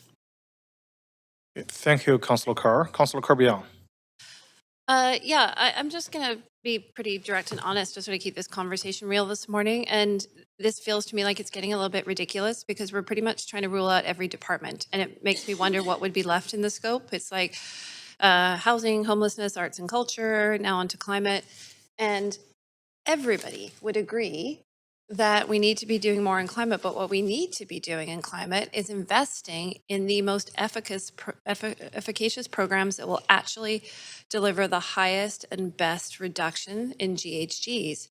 And again, we don't necessarily know what those are, and those change over time. Climate science is changing and evolving over time. The environment is changing over time. Things that we thought previously made sense don't necessarily now. We're moving from RNG to electrification. We're having to look at, in terms of changing our building climate, the new technologies are coming in, like mass timber. There's all types of movement and evolution in climate science that we need to be flexible to adapt to. So to say we're not going to cut any, to me, would remove any flexibility we have to actually amend and evolve them, potentially adopt some technologies over others, invest in different strategies, make some decisions between programs as to which ones are going to deliver the absolutely critical GHG reductions. And this sort of just sets the strategy in stone in a moment in time. And to use kind of a sort of a natural world analogy, you can try to set it in stone, except for the fact that our environment's actually changing around us with atmospheric floods and heat domes and all that. And if we do not remain flexible enough to change with it, I think that that we would be doing a disservice to that. Everybody in this chamber is fully committed to climate reduction. We have a motion that we're going to be discussing later this morning, I hope, if we can get through this soon, with respects to reductions in existing multifamily buildings. That is a new strategy that we're putting in place. So I don't think that we can be prescriptive to say that everything we're doing now is going to be the best thing that we can be doing, and there isn't something we can be doing that would have a bigger and better benefit. And so again, to me, it's sort of myopic to draw the line in the sand and not evolve with the science as it evolves, because our world is changing quickly and we also need to adapt quickly. So to me, this is just this doesn't reflect that spirit. Thanks. Thank you, Councillor Kirby. Mayor Sim. Yeah, with consistent with comments I think I've made more than once, but quite a few times already this morning. I'm just looking to get an objective third-party set of lenses on what we have here and where the opportunities are. And once again, we're given the gift of individuals' time, and to handcuff them on anything actually not only defeats the purpose, it actually will demoralize the task force. In addition to that, we need to be able to make pragmatic choices and optimal choices, because we don't live in a very sort of prescriptive world. And so I actually want to have, information presented to us here that will either reaffirm what we're doing on climate action, or have the opportunity to say, well, you know what, for every dollar impact you have on climate action, you may get diminishing returns, but you know what? Those resources allocated to housing or affordability measures, the type of which Councillor Boyle had spoken about, we should be able to have the flexibility, or at least have the insight, to make those pragmatic decisions and allocate resources that could be better invested where we have more leverage from. But to put these restrictions on this task force as to what they can look at, and their limits as to what they can recommend, defeats the whole purpose of the task force. So I cannot support any amendment that will further restrict this task force, be it this one or any ones that may come up in the next 15 to 20 minutes in this chamber. So on that, I will be voting against this new amendment. Thank you, Mayor Sim. Councillor Boyle.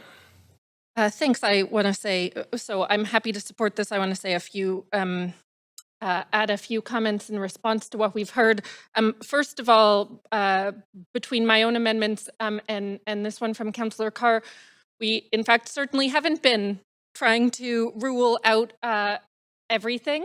There have been 2 amendments to rule out cuts in specific areas, and 2 amendments to add scope.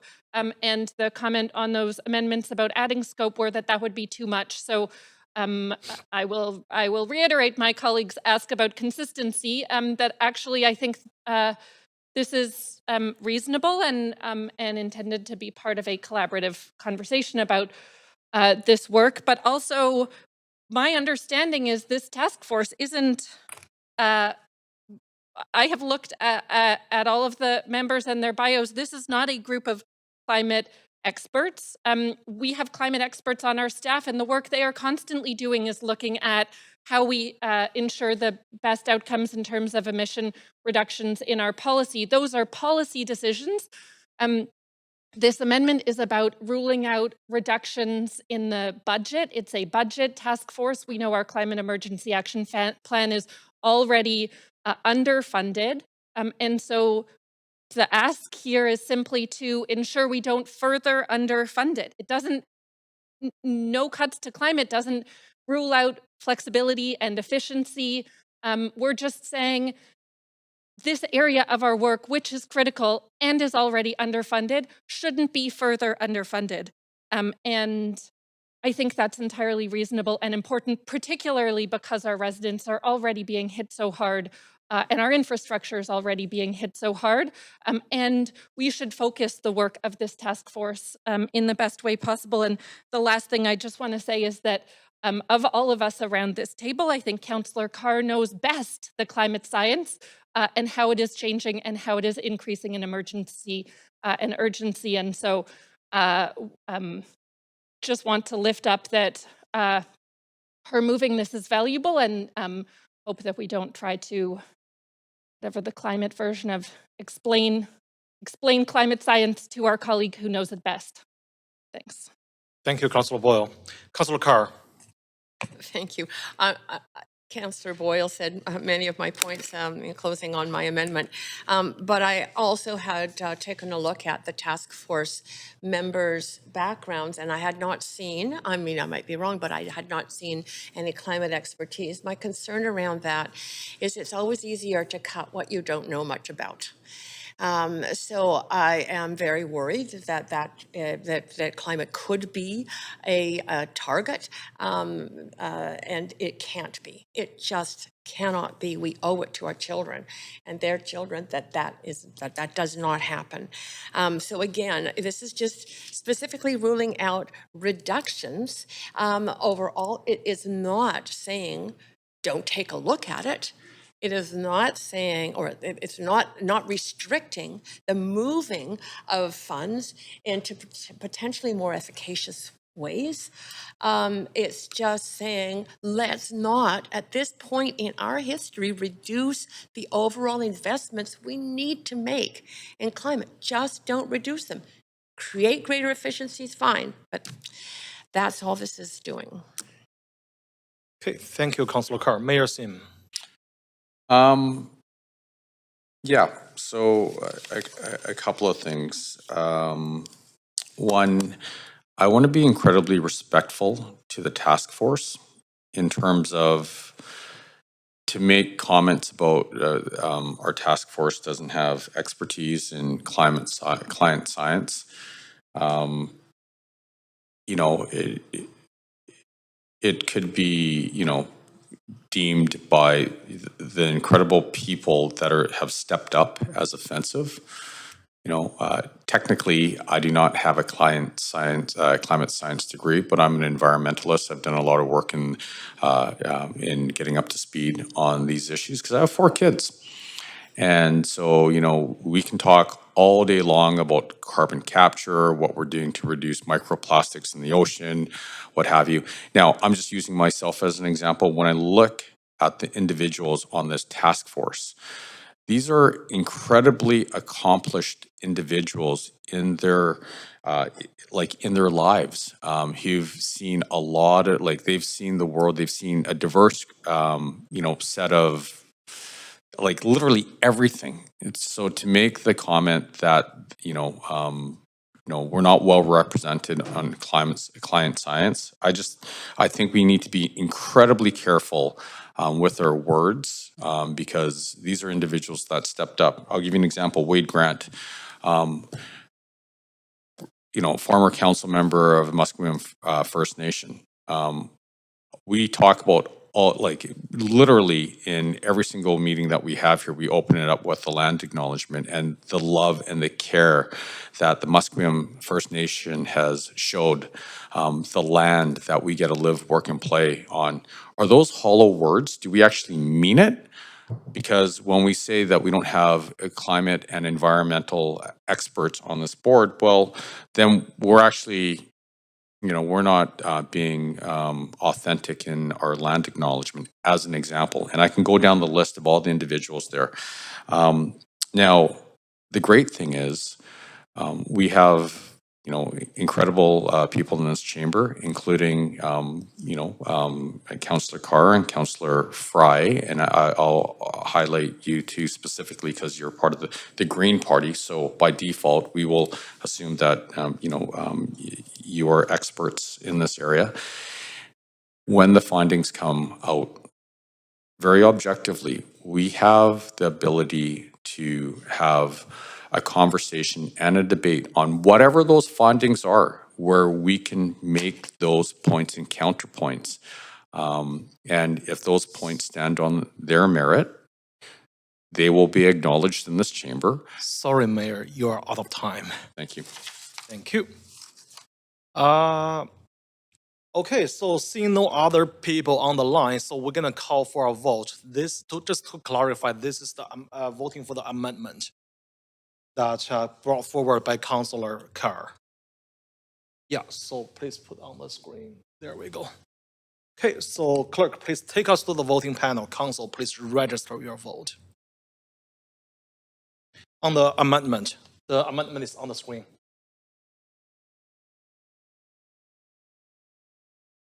Okay, so this amendment failed with Councillor Zhou, Councillor Kirby, Councillor Dominado, Councillor Bligh, and Councillor Claassen, Councillor Meisner, and Mayor Sim in opposition, and Councillor Montague in absent.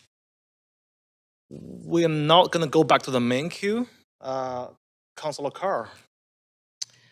Yeah, I think at this point, I'm just going to comment on the overall motion. We are in closing comments.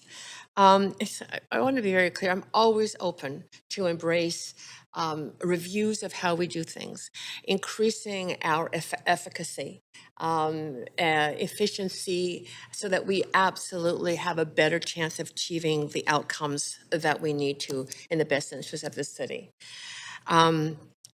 I also want to acknowledge our staff for, and in particular, because this is looking at finances, our financial staff and services for providing us with incredibly detailed, thorough, and well-analyzed information. I've been very impressed over time. I've seen an increase in that information. And in fact, my very first budget in 2011, after getting elected, the whole of the operating budget was actually on one side of a 8.5 by 11 piece of paper, 2 tables. I could not believe the lack of detail at that point. It's got, I mean, now think of the booklets we get. It's phenomenal information and analysis. I really believe that we could have worked with our staff as a council to find ways to increase efficiencies, to reprioritize, if need be, to achieve the significant goals and challenges and tackle the challenges that we have at this council table.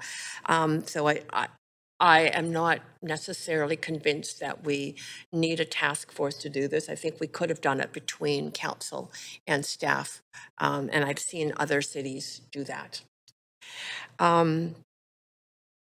I am unhappy, of course, that amendments failed, because those amendments I felt would have given direction to the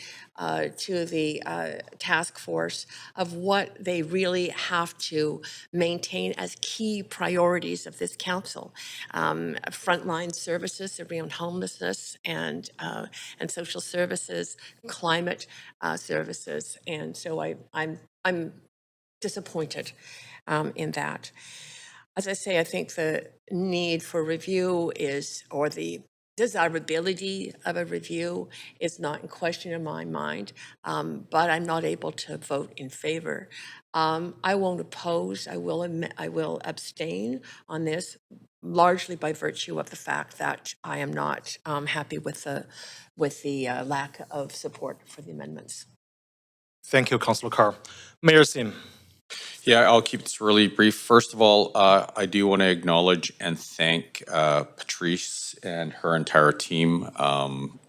Absolutely amazing, super classy, incredibly bright, and they serve our city incredibly well, and we should all be thankful.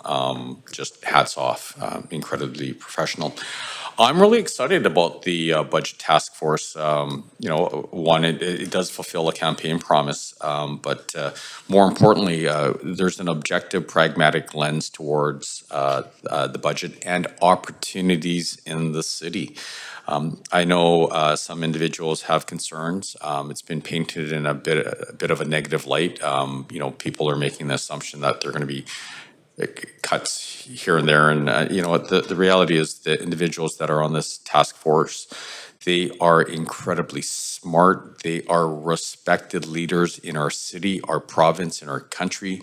They have diverse lived experiences. We literally got some of the smartest people in the room. Just to have them there, like, as consultants, we would pay a lot of money for it and be happy to do so because the value would be there. The fact that they're actually doing it for free as well is absolutely mind-blowing, and they do it because they see the purpose in the city that is Vancouver, and they want to, help us craft the next chapter, which is one built on a lens with reconciliation, care for the land, the environment, taking care of people, our most vulnerable, but also creating an environment where we can be incredibly proud of our city and we can succeed at whatever we put our minds to. And so, like I said, I'm incredibly excited. I'm going to be personally approaching whatever the recommendations are with an incredibly open mind. And I look forward to seeing the results and having those authentic and pragmatic, real conversations in this chamber when we do see their recommendations. Thank you. Thank you, Mayor. Councillor Clausen. Thank you, Chair. Just really quickly, just following up on what the mayor just said. First of all, I think the findings and the recommendations that come back from this task force are coming back to this chamber. We know what the real driving goals of our city are around reconciliation, climate, taking care of people. All of those things are going to be finally factored in when we see what the task force own findings of looking at the books. I'm also of the view that we have an amazing public service here. Our finance team are absolutely brilliant. I think having this esteemed group of community leaders coming forward is just a really important check-in. And it became clear to me when we were doing our own work around the budget during the winter and leading up to our final decisions, is that it was such an enormous amount of work for us to try and understand, to have financial professionals to be able to bring this, to have people who have experience in working on public service budgets, and as well, people who have long public service, such as Joy McPhail. A part of this group is, I just think, an absolute win-win for us. So I thank the mayor for bringing forward this group, and I will be supporting this task force. Thank you. Thank you, Councillor Clausen. Councillor Fry. Yeah, thanks, Chair, and I'll keep it pretty brief. I'm sort of two minds on this, so I think I'm going to abstain. On the one hand, I do really support that these recommendations will come to us in the public rather than sort of behind closed doors. And obviously, we're in a majority government situation where they could well come in closed doors, and I think it's good for transparency's sake to have these kind of conversations aired in the public and in the council chambers. So that part I'm supportive of. However, I think that there are some gaps here that we've obviously discussed through the various amendments. So there you go. I think it could have been more fulsome, but I do appreciate that it'll be transparent and in the public that we'll hear these recommendations. So that's it. Thanks. Okay, thank you, Councillor Fry. So seeing no other person on the queue, we're going to call on a vote. So clerk, please take us to the voting panel. Council, please register your vote. And to clarify, this is voting for the main motion. With the amendment, actually. Yeah, can we put that on the screen? Okay, thank you. There we go. That's what we are voting for.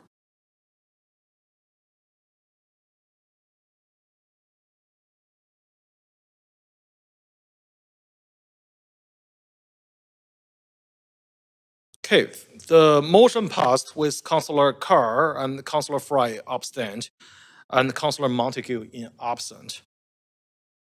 Okay, so I think we're going to take a very quick recess, probably 5 minutes, with Councillor Bligh coming to back to the chamber, and we're going to do a switch for the chair. Thanks, everyone.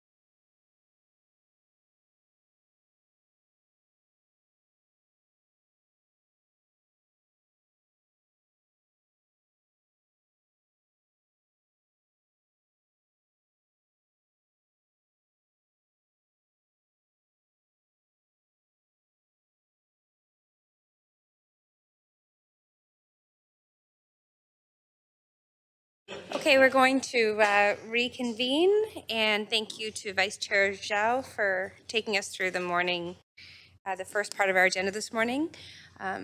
So we are going to be dealing with the third referred motion, which is item 7, amping up the arts event license policy to support arts and culture in Vancouver, which was moved by Councillor Kirby and seconded by Councillor Meisner. And our first registered speaker is speaker number 1, Gigi Lambert.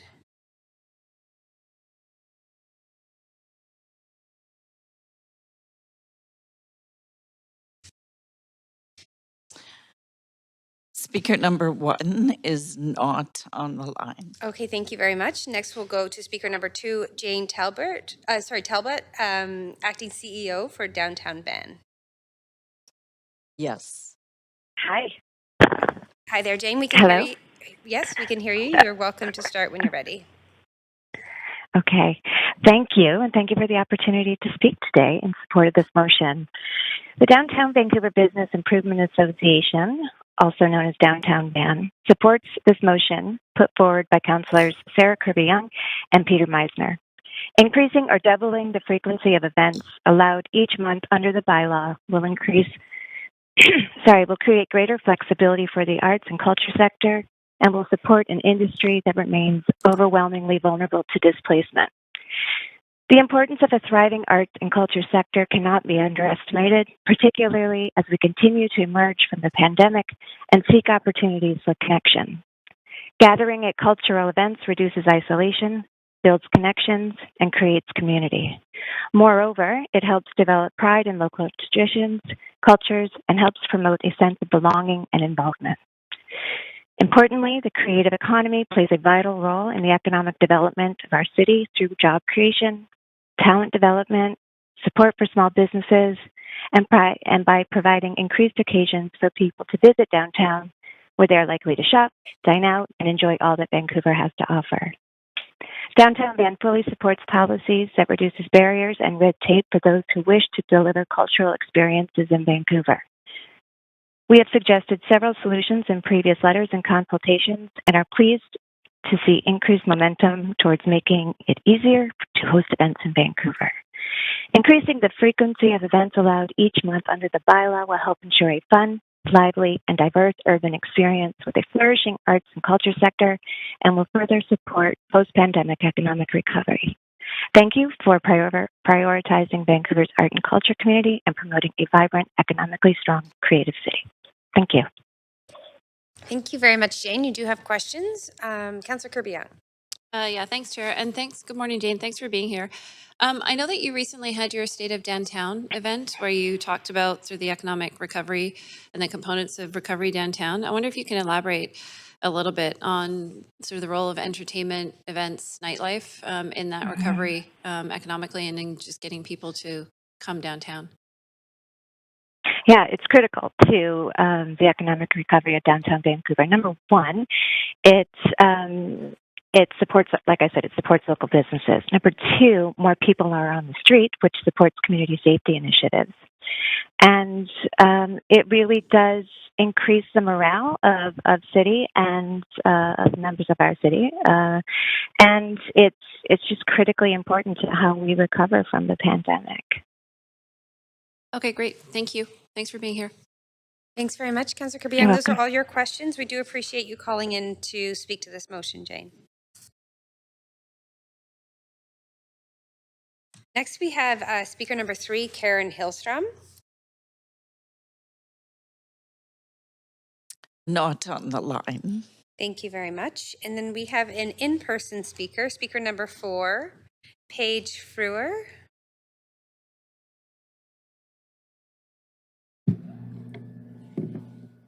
Hi there. Hello. You have 5 minutes to speak to council, and you're welcome to start when you're ready. Thank you. Thank you. Thank you for the opportunity to be here. Apologies for meeting from my phone. My name is Paige Frewer. I co-founded Eastside Studios in 2018, and I've been producing queer cultural events in Vancouver for over 15 years, including Man Up, an all-genders monthly drag cabaret that has operated in traditional and pop-up venues since 2008. I also served 2 terms on the city's Arts and Culture Advisory Committee between 2019 and 2022. Eastside Studios is a queer and trans owned and operated organization. We are home to a myriad of queer arts, cultural, and community events in Vancouver and have overcome countless challenges in our commitment to continue to serve our community.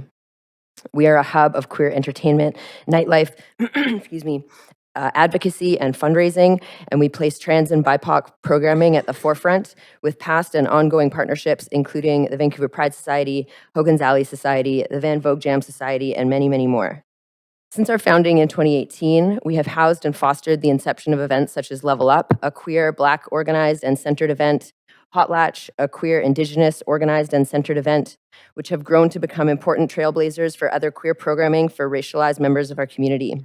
These events and many others like them were born in our venue and likely would never have otherwise in traditional nightlife spaces which are notoriously unwelcoming or blatantly unsafe for queer, trans, femme, and racialized artists and organizers in our community.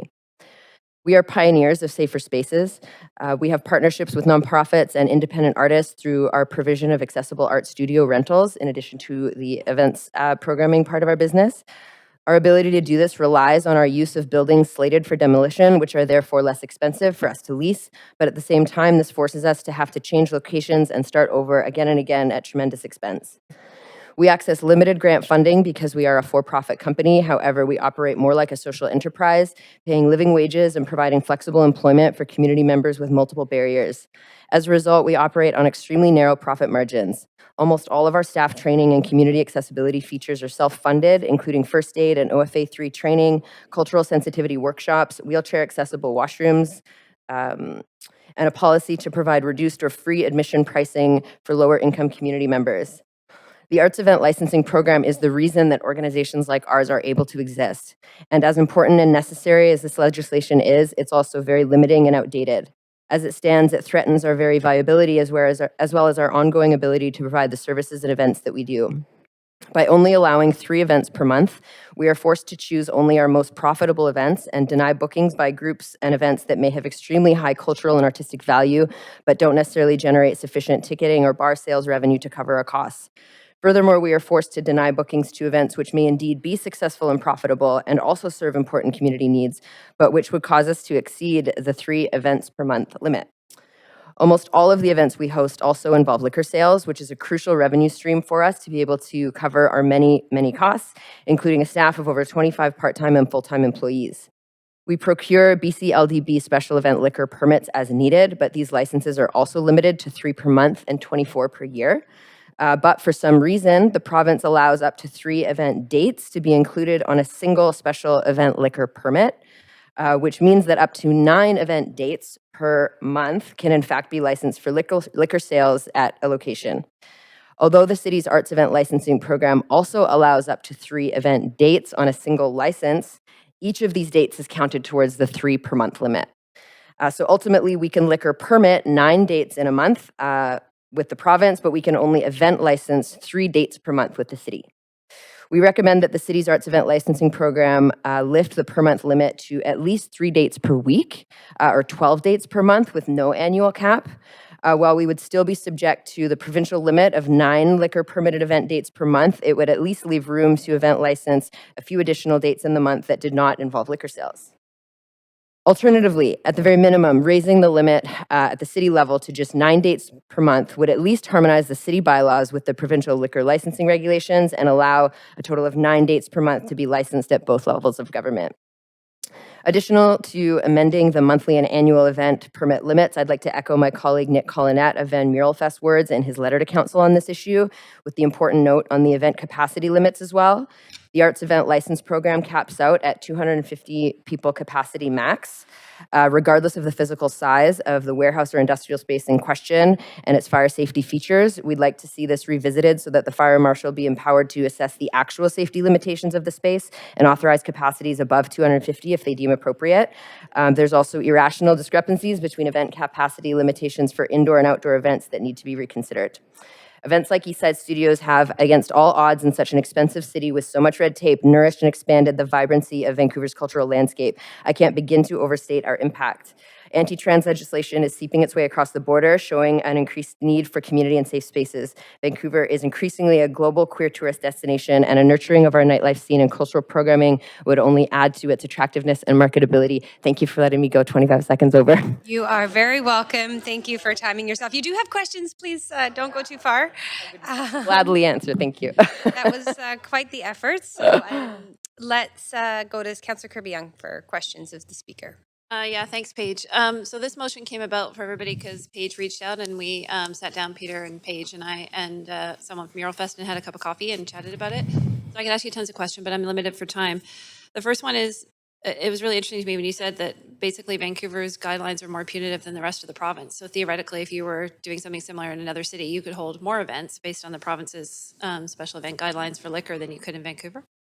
Yeah, that's my understanding. I don't really have the ability to move outside of Vancouver or transfer our operations outside of Vancouver. So I haven't actually done a deep dive into what, Burnaby or New West or adjacent suburbs would be subject to. But yeah, it's not harmonized at the provincial level. So it's specifically Vancouver that is limited in a different way. Yeah, that makes sense. We've had Vancouver be out of sync on things like that before, and our staff are listening to all this, so they can definitely consider that in the review. The other question I had is really just trying to delve into a little bit more around sort of the notion of safe spaces, and you touched on that and said the events aren't necessarily a fit for traditional venues. Can you talk a little bit more about that and sort of what the impact on community is if by limiting these events? Yeah, I mean, I think things have changed in recent years, but it remains the case that traditional nightlife spaces are, dominated by straight, cisgender folks, and they are kind of notoriously uncomfortable spaces for folks who may exist at the margins or at intersections of marginalized identities. Women, like cis women, trans folks of all genders, racialized folks. You're bumping into people, the behavior, there's, inhibitions or whatever, and some kind of toxic behaviors that you wouldn't even necessarily see at a coffee shop or, underlying someone's worldviews will come out in these environments. And for, queer community, these are spaces where, folks' identities and bodies and presentations are celebrated and honored and nurtured. And it's simply a different experience as any, marginalized group could explain on behalf of their community. It's simply a different experience.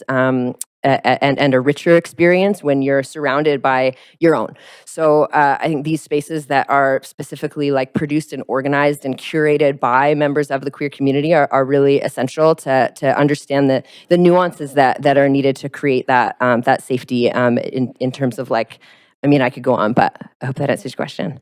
Okay.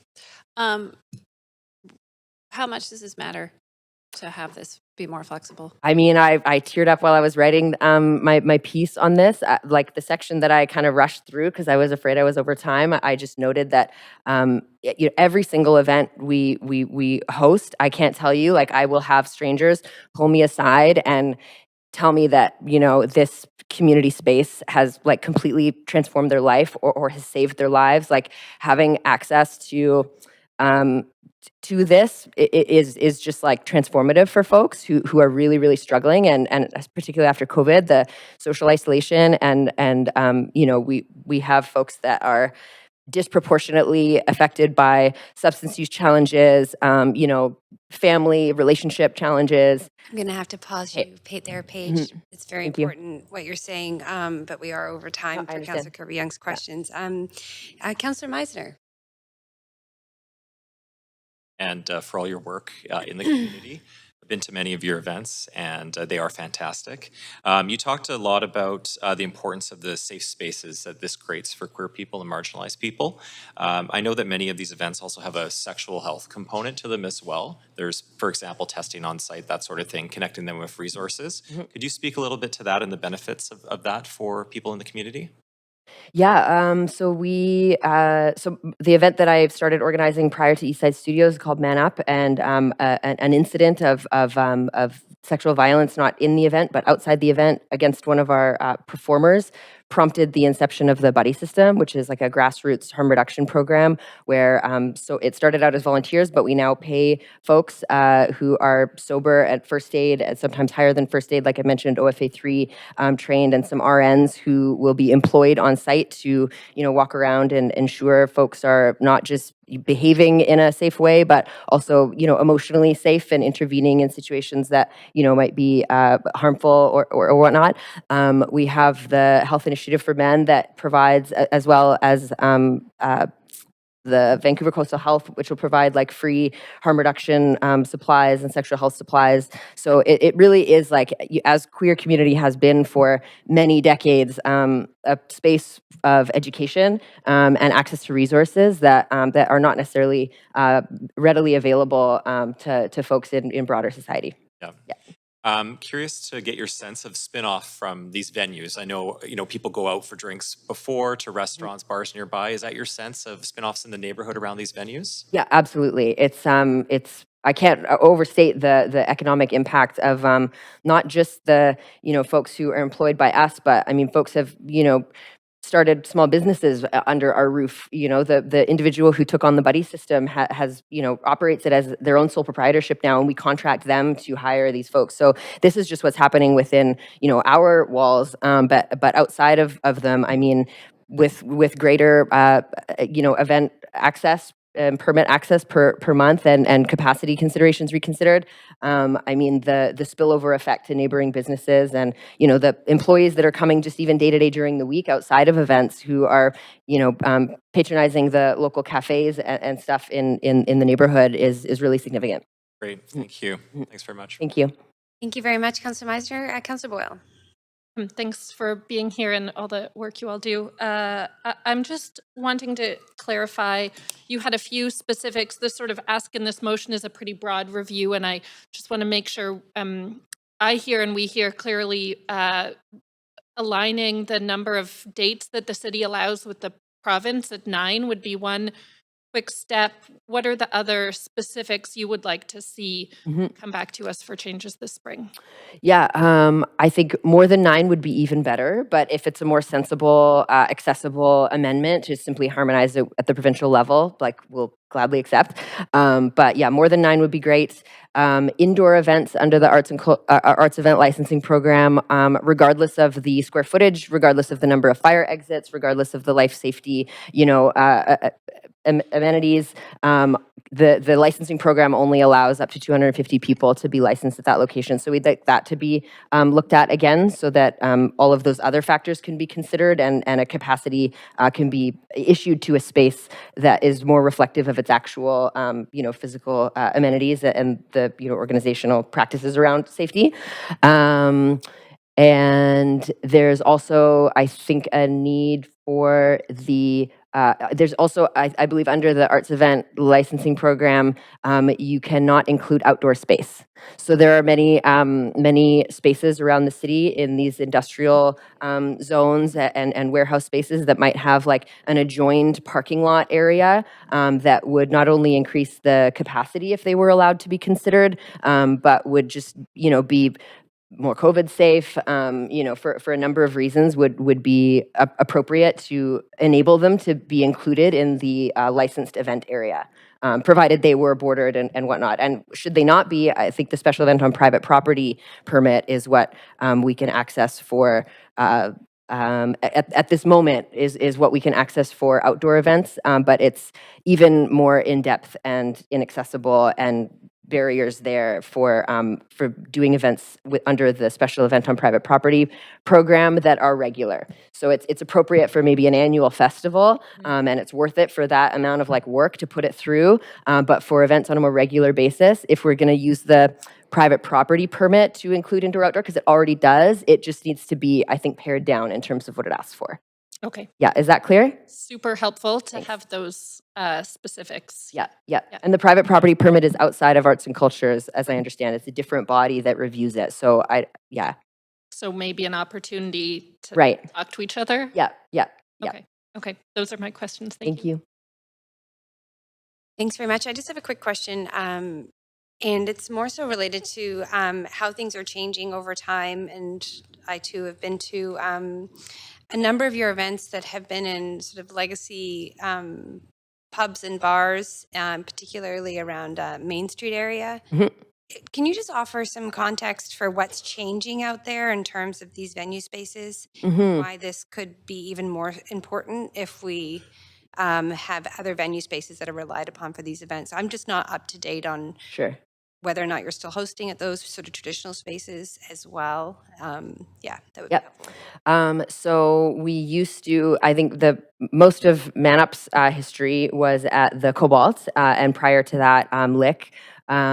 The Cobalt has sort of surprising to all of us recently reopened, or something's happening there. But any traditional space that we have ever operated in has closed down due to development, and this is happening to traditional, nightclub spaces like around towns. The population of the city is increasing. Population of the queer community is greatly increasing, and yet the availability of traditional venues is decreasing for some of the same pressures that we're experiencing operating an industrial warehouse space. So additionally, of course, industrial warehouse spaces like ours are being demolished and developed at rapid rates, and there's less and less space available. So the few that we do have, we need to be able to expand their capacity and usability by the community.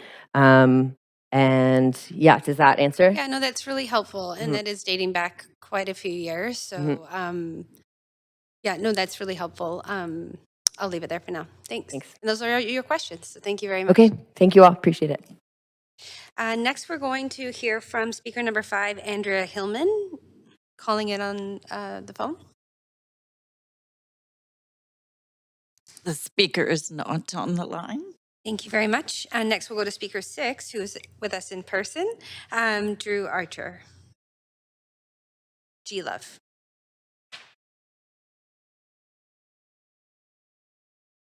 Hello, everyone. All right. Love this. Thank you very much for coming to speak. You have 5 minutes. You can start when you're ready. Hi, my name is G-Love, Drew Archer. I am the Partnerships Manager for VMF. I also sit on the Board of Directors for Music BC, Advanced Music Canada, BC Committee, and I'm also an artist, a DJ, a promoter. I'm infamous for parties like By Felicia, which is a drag dance party. I also have booked local and international talent, DJs, drags, and musicians. So I've produced over 30 plus events. The reason why I'm here today actually is to talk about just the overall experience that I've kind of been here in Vancouver with my 20 years here in the arts and culture. I've played and worked in various venues and different scenes, which include the DIY scene. And before the pandemic, we were starting to see the rise of lack of venues supporting arts and culture. Yes, there are venues to support various non-for-profit organizations and event companies within the industry. However, those who are in the DIY scene are left with finding landlords and owners that are willing to provide commercial spaces that are offered that offer low barrier to entry. Which finding a space that's inexpensive to cultivate culture is very difficult in a city where living downtown is impossible for some of us who live in the industry or who work in the industry. So when the pandemic happened, our industry was the first to close and the last to open, which to the ecosystem of our industry was devastating, as venues that we had access to disappeared, and now things that are back up again, we're left with venues that are charging high rental rates and limited access to programming within those spaces, as they are too trying to make up for their losses. We have over 400,000 square feet of empty commercial spaces that could be used for pop-up events within our industry. At BMF, we had the opportunity to create a residency pilot program as a need to convert these spaces to temporary art studios. We've also used commercial space to host after-party events in the for the Winter Arts this winter, and where we actually converted that space into an art gallery nightclub. This could be an excellent opportunity to continue leveraging pop-up venues and events within these spaces if we had a revised and upgraded arts events license. Amping the art events license will provide opportunities to access to help cultivate those in marginalized communities, subcultural communities, also providing education on how to obtain those, help support the growing demand for spaces to perform that affect our local professional, emerging, and developing talent in the arts and entertainment industry, help build economy, part of the solution in getting the industry back to work, which in turn will stimulate the economy and decrease financial burden on the government, social well-being. We see these venues, art galleries, exhibitions, festivals, concert halls, nightclubs, and pubs, both economic and cultural lifelines within their communities. And the impact of COVID-19 has affected the overall improvement of mental health and well-being. By developing and maintaining safe ways to gather at arts and culture events, we will be able to continue to come together, earn a living, and support each other in these challenging times. It also will help stimulate tourism. VMF was mentioned in Time Magazine under the World Greatest Places in Vancouver, and saw that our organization was able to provide subculture art pieces that cover buildings. We have 350 murals to date. Also, some of the things that Paige was talking about in terms of education around harm reduction and providing safe spaces are important. And this is an opportunity for the city to uplift the community within the arts and culture. And that's it. Great, thank you very much. You do have questions, Councillor Kirby Young. Yeah, thanks. You kind of touched on a question I was going to ask you, which is, how does Mural Fest utilize some of the spaces, or how do you intersect with the arts policy? I guess I was going to expand on that is, if I looked ahead to like Mural Fest 2020, maybe not in time for this year, but 2024, and this policy was more flexible, number of events or outdoor spaces, how would Mural Fest look different maybe than it does today? Well, we'd probably be able to have access to do a lot more fundraisers. Right now, as Paige mentioned, we have the privilege to be an annual festival that holds 2 of those per year. And I think because of the fact of our size, we're able to get a lot of access and have education around those permits. If we were able to have more access to those, we could be able to convert some of those 400,000 square feet spaces that I mentioned into conventional spaces where we can host a lot more events and support marginalized communities as well. Okay.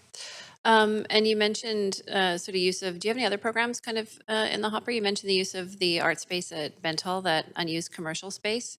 Do you feel like any other examples you can give us, or do you feel like you're kind of trying to square a peg around a hole sometimes with the policy where you're finding space, but then there's a restriction on how and where you can use it?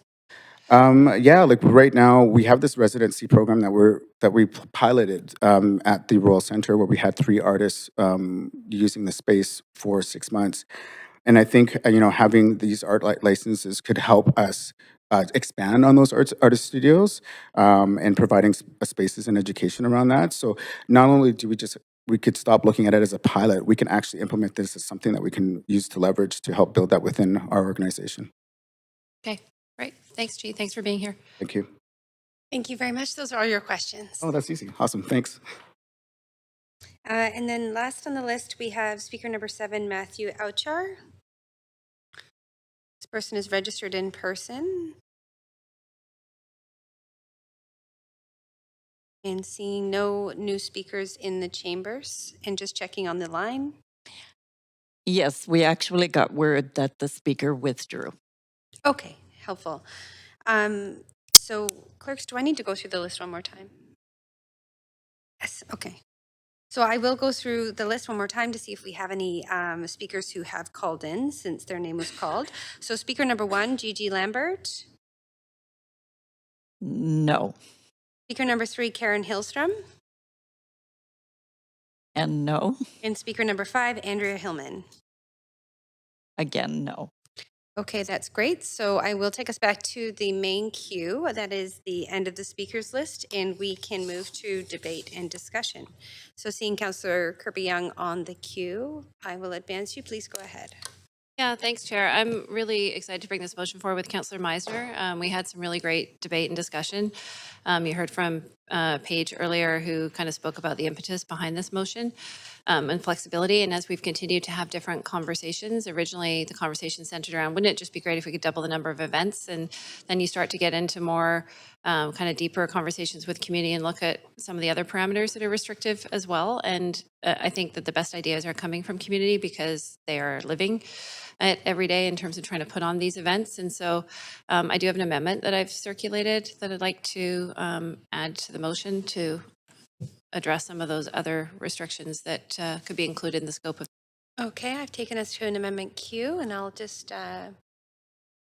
ask, there we go, you're back on the queue, so you can go ahead and introduce your amendment. Yeah, thank you. And so I'll just read it out for everybody. Now council has it, but just for the public. It reads that council directs staff to include consideration of capacity limitations and any opportunity to increase the 250 person maximum, subject to the safe capacity and size of each venue, as determined through the Vancouver Fire and Rescue Review as part of the arts events license applications. Obviously critically important to maintain life safety. And then a second clause that says further that the review give consideration to harmonizing with the allowable number of events per liquor license subject to the provincial regulations. And so that really, I think, is a direct response to the feedback that we heard from some of our speakers, that it's not just the number of events, but it's also size, and it's also Vancouver harmonizing. It kind of reminds me of this conversation, if some councillors will remember from last term, where we actually harmonized our capacity limits in licensed establishments, because you could have less people in a bar or a pub if you were in Vancouver than if you went to that same size business in Burnaby or Surrey or anywhere else in the province, that the fire guidelines allowed for more people to be in those venues. And yet for some reason, Vancouver had its own unique bylaw and we had less here. And so I'm kind of hearing the similar theme around the arts events license policy. And it just seems punitive to Vancouver that we can't have sort of a similar number of events here. So that's kind of the spirit behind the amendment. That's great. Thank you very much. So speaking to the amendment, Councillor Meisner. Thank you very much. Yeah, very supportive of this amendment to amp up the motion even more, no pun intended.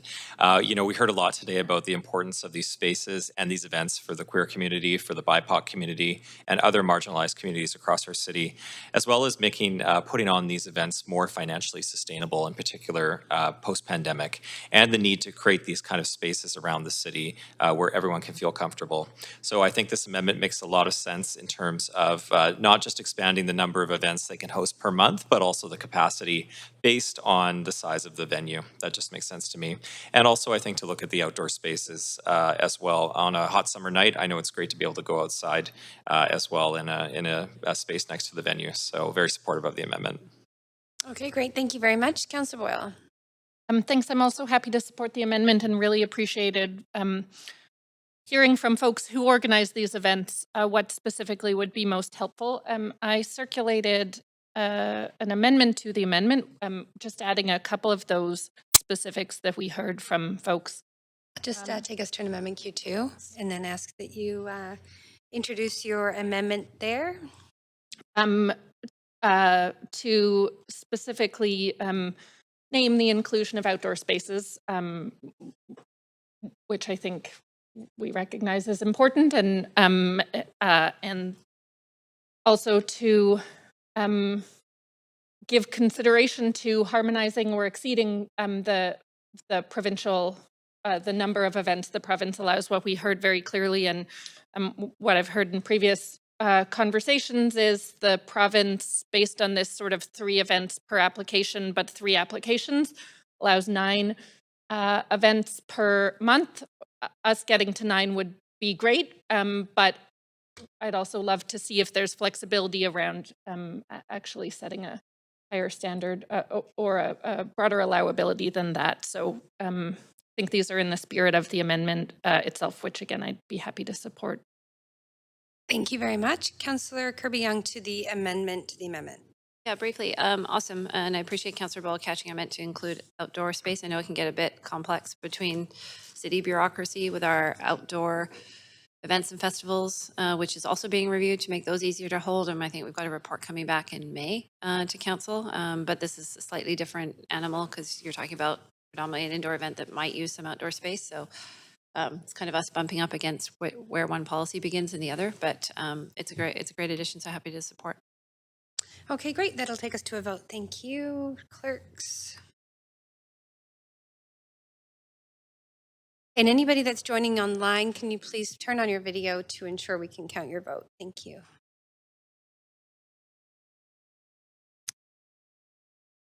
Oh, sorry, that's me. And that motion passes with unanimous support. So that takes us back to Amendment Q. We have an amended amendment. And Councillor Boyle? I am happy to support the amended amendment. Okay, Thank you. great. Thank you very much. Not seeing any other speakers, we can go to a vote on the amended amendment.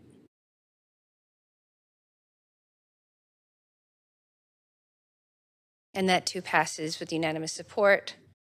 And that takes us back to the main motion as amended. Councillor Kirby Young, you have the floor. I'll hold for a sec. Councillor Boyle? Happy to support it and again, really appreciate the work that this sector has been doing. The reminder of first shutdown and last back operating is really powerful. The arts and culture sector, we know, was already struggling pre-pandemic because of the massive cost of rent and everything else in Vancouver, and the pandemic had such a huge impact.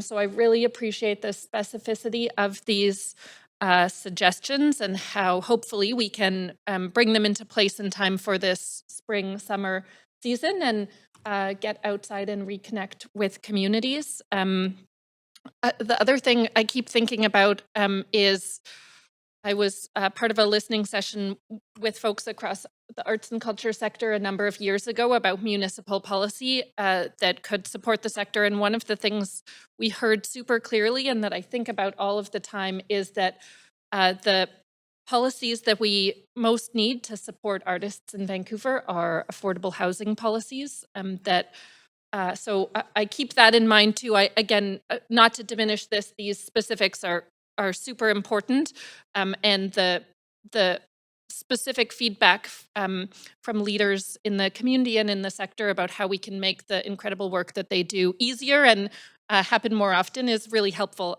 And we know we have a huge amount more work to do to support artists and cultural workers and keep them in this city because they add so much to not just our economy, though the arts and culture contribution to the economy is huge, but also to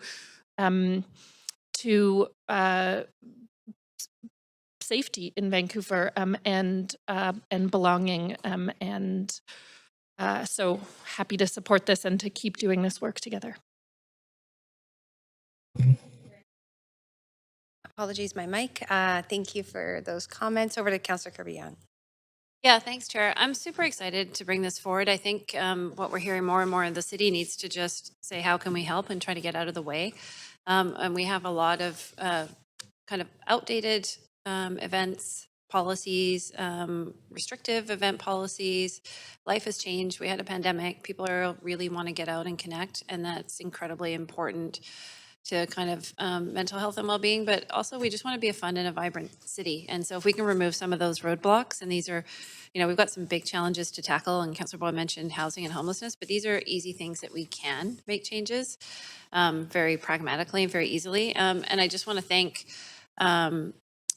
Paige from Man Up from bringing this forward originally with the concept, the idea, and G for taking time to be here, Mural Fest for weighing in and adding their perspective, and also Jane from the DVBIA, because it's really great to see full support kind of across the spectrum from a BIA that represents traditional licensed venues but recognizes the importance of a diverse and thriving arts and culture scene, to the smaller producers who are working to bring that next level of creativity forward for people of diverse and different backgrounds and different types of experiences. And a lot of these events are some of the most interesting and the most fun, right? They're the ones that people kind of get jazzed about and they talk about, and people discover them and they know them through word of mouth. And that just makes for fun and an interesting city where everything isn't so, how do I say this, sanitized, but we actually kind of get to have some fun here. And I think this was something that we said we were wanting to do, was to really work with the arts and culture sector and make Vancouver more vibrant. So I would say keep the ideas coming,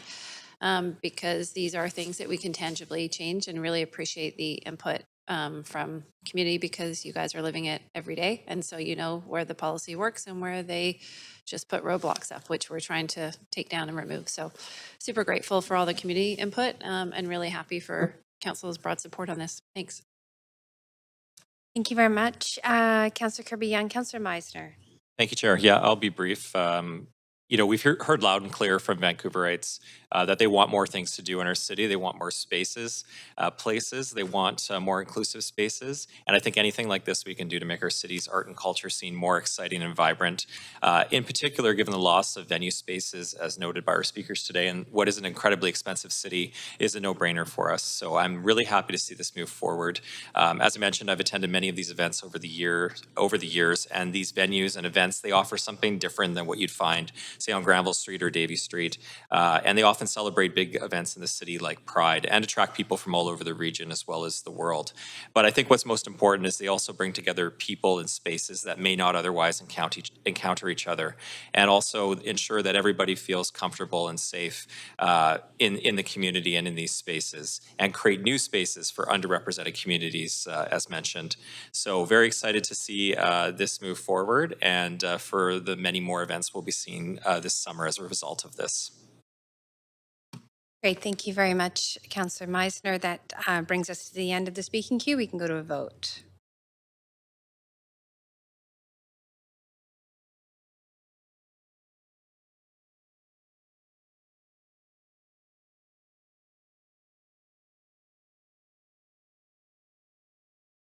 And that motion passes with unanimous support. So thank you very much, and thank you to the speakers for coming in, and great to hear your voices today. So we are going to continue on with our agenda. We actually have 2 more items on the agenda. I see Councillor Klassen, you are on the queue. Yeah, I was just going to float the idea of extending the meeting to push through the next 2 items. I have a feeling they're going to go fairly quickly, but if I will certainly do what council wishes if they want to go step out, have lunch, take a break. Otherwise, maybe I would like to propose that we continue on to maybe 12:30 with the hope that we can get everything done in the next half hour. We're going to have to move pretty quickly because we're right at the minute. Okay. Is that a motion? So I'd like to move that we continue on to 12:30. Okay, great. So that is Or a motion continue. on the floor. All those in favor? Any opposed? Thank you. Sorry, Councillor Klassen. We have a very by the second. So we're going to continue on with our agenda. We do have speakers on the line. We're going to start with item number 5. Sorry, we do have speakers on the line for one of the 2 items, but we'll start with item number 5, just to be clear.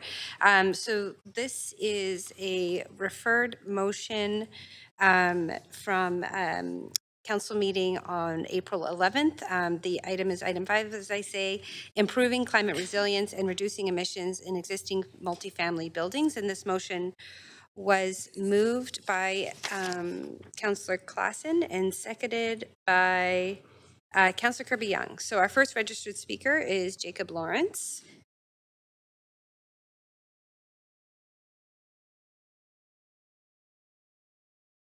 The speaker has withdrawn. Okay, thank you. And speaker number 2 is Josie Lawrence. Also withdrawn. Speaker number 3, Abigail Joffrey. Not on the line. And speaker number 4, Jeff McCullough. Also not on the line. Okay, great. Thank you very much. I won't sort of go through the list again. Those were the speakers. So I think we can move right to debate and decision.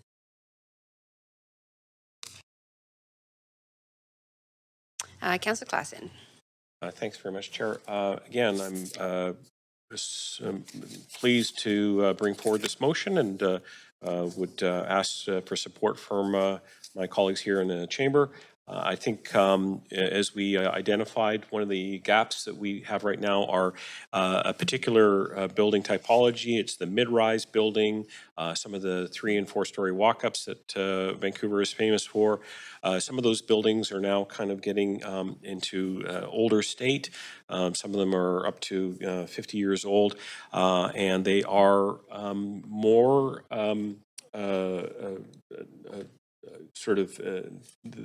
I should say they're less resilient when it comes to extreme heat.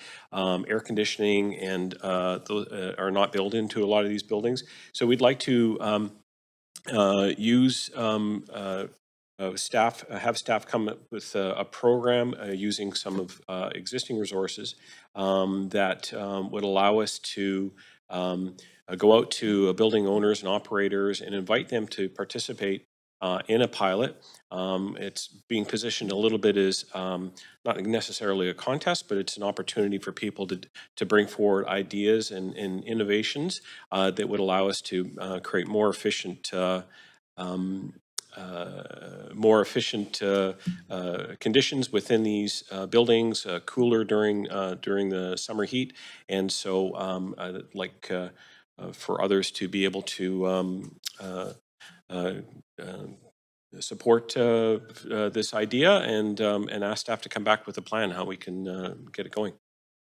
Thank you very much. We'll move to our next councillor on the queue, Councillor Carr. Yeah, thanks. Thanks very much. I very much support this motion. I'm appreciative of it being brought forward.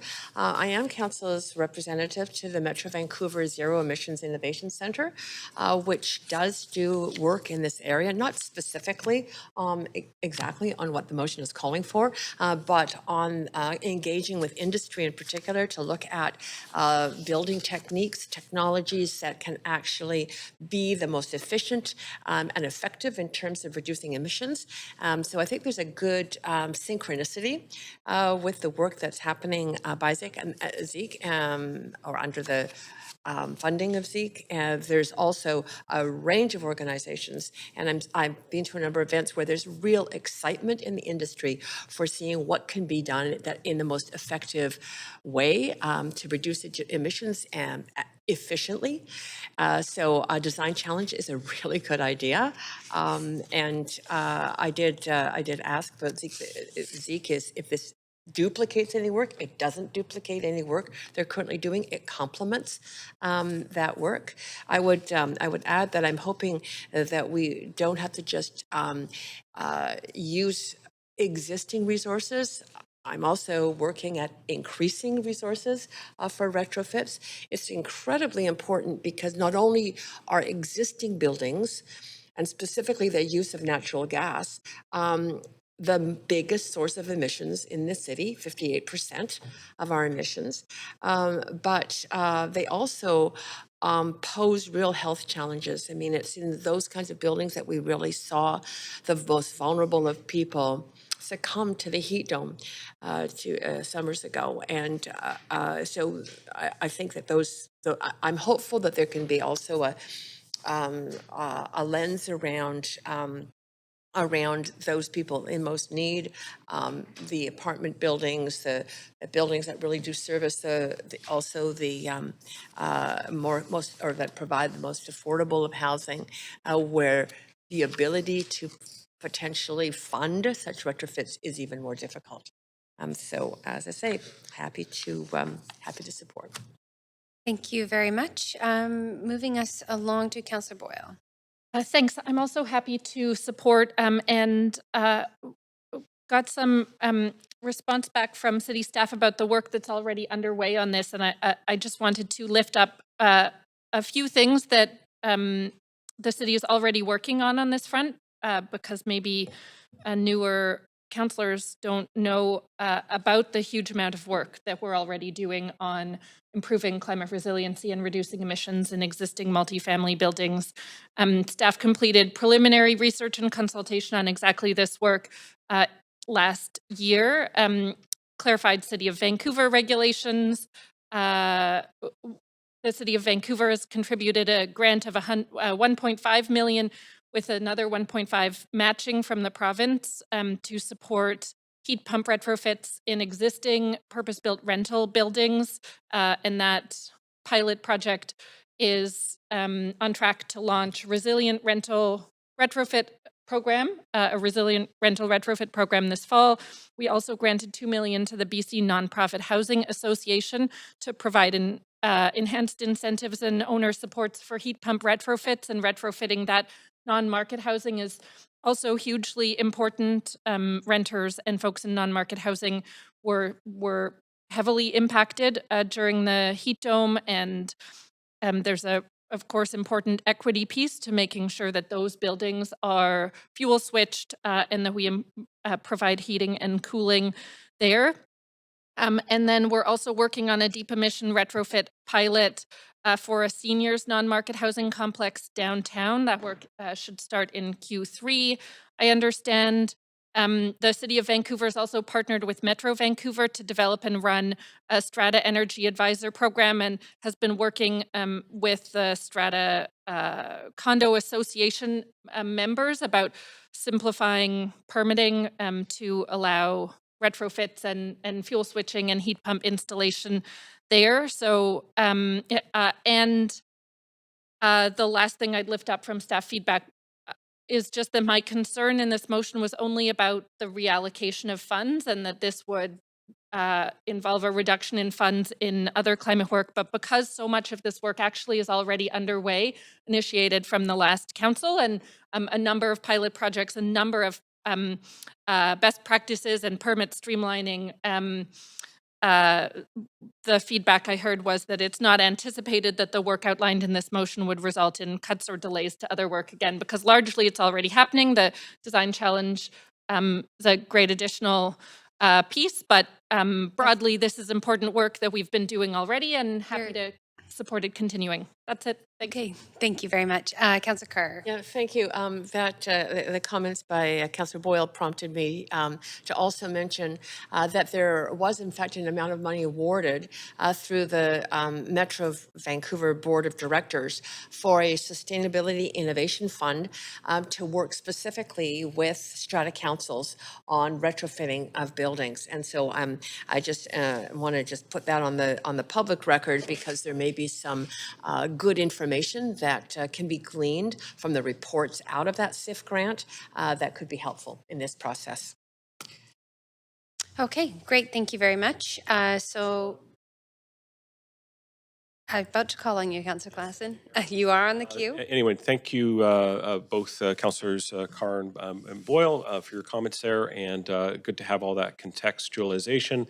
And you're right, I think having the contest component to this, making it a challenge and getting people from the community to come forward with their ideas and innovations just makes it a bit more, for me, it's a bit more fun, but it also just adds a new level of energy to some of the work that we're doing, great work that we're doing here at the city with regards to climate mitigation. So with that, I'll leave it to the others to take their vote. Thanks. Thank you very much. So that does take us to the vote.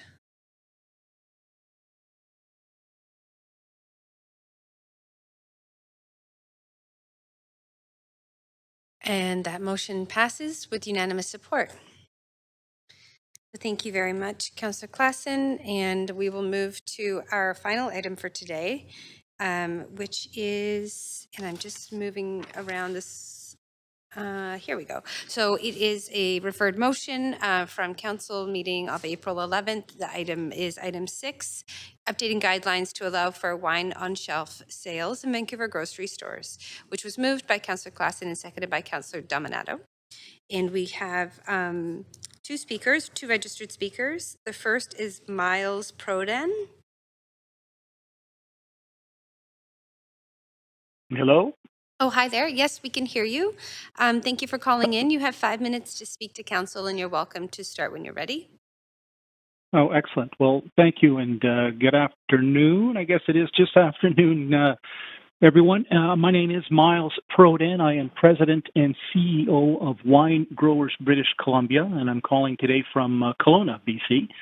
And our organization is a voluntary trade association of BC wineries, and we represent wine that is 100% BC. We have over 200 members, and those members produce 95% of all the 100% BC wine made here in the province. I'm calling today in support of the recommendation or the motion for updating the guidelines to allow for wine on shelf sales in the Vancouver grocery stores. This is something that has been made available to other parts of the province since April 2015 to some great success. And it's been important for the 100% BC wine growers, we call them, because they just not only make wine, they grow wine. And many of them are family, small operators, and access to the market is critically important. And wine and grocery has been a huge success to those individuals or those wineries, and allowing that to have happen in the city of Vancouver would be extremely beneficial, not just to the wineries themselves, but to consumers. We're fortunate that people in Vancouver and the Lower Mainland and across this province are hugely supportive of 100% BC wine, but it's all about access to the market. There is a moratorium on licenses. So it's not as though there is an ever-ending amount of licenses made available for retailing. Government liquor stores are restricted, as are private liquor stores, in just how much space they can dedicate to BC wine. So allowing wine to be made available to people in Vancouver and grocery stores is incredibly important. I think it's also important to recognize that, as I say, there's not an unlimited amount of licenses. Those licenses that are available for wine and grocery are selective and limited. All of them are currently deployed in other parts of the province. So should this motion come to pass and it be made available, it would be up to those operators to relocate a license. But I know in speaking to some of them that they are quite interested in this opportunity. So I can tell you again, quickly summing up, this is a great initiative for the BC wine growers across the province, and I think it's something that the people in Vancouver have been looking for some time. And again, on behalf of Wine Growers British Columbia, we are in support of the motion.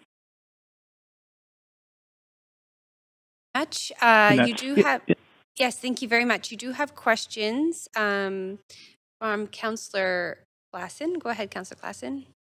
Hi, Miles. Thanks for coming to today's meeting and speaking with us. I wanted to just ask you, this a wine on shelf experience has been now going for, I guess, probably about 7 or 8 years, give or take, in many other communities. Have there been any concerns flagged? I'm going to talk about the positives and the negatives, but I want to make sure that that we have a line of sight on any potential sort of social impacts. Or some of the things that people were saying about putting wine on a grocery store shelves leading to any sort of reports of social problems in communities where the wine on grocery shelf experience is happening?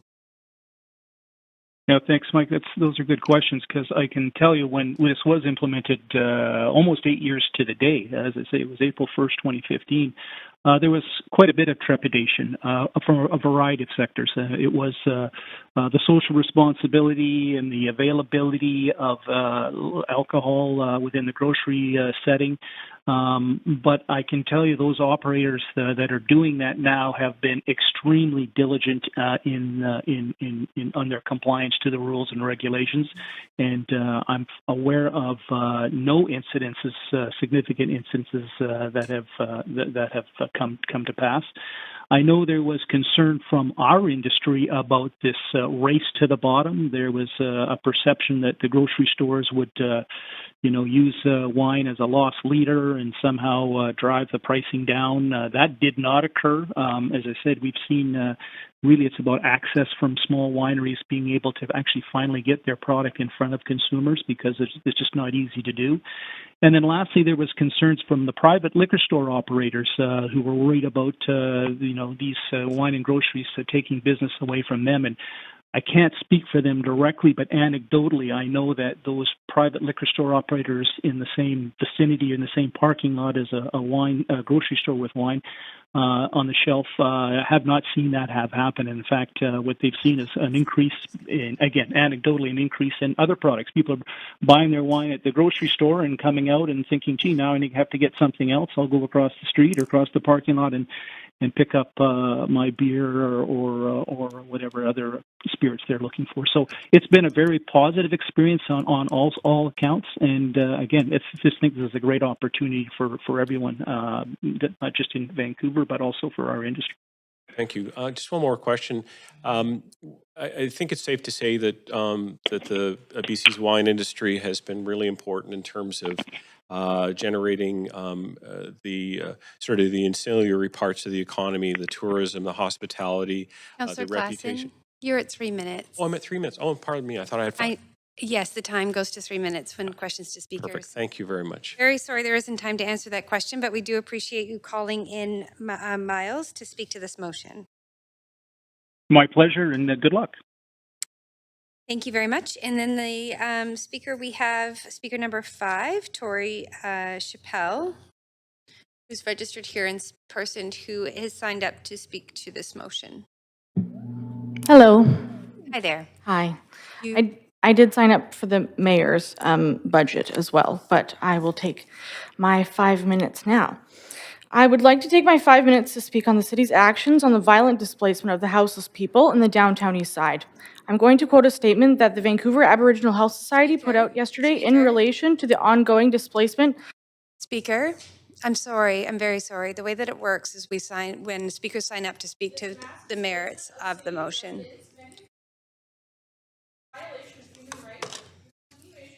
So I think what we're going to do is call a short recess, and we will come back in 5 minutes.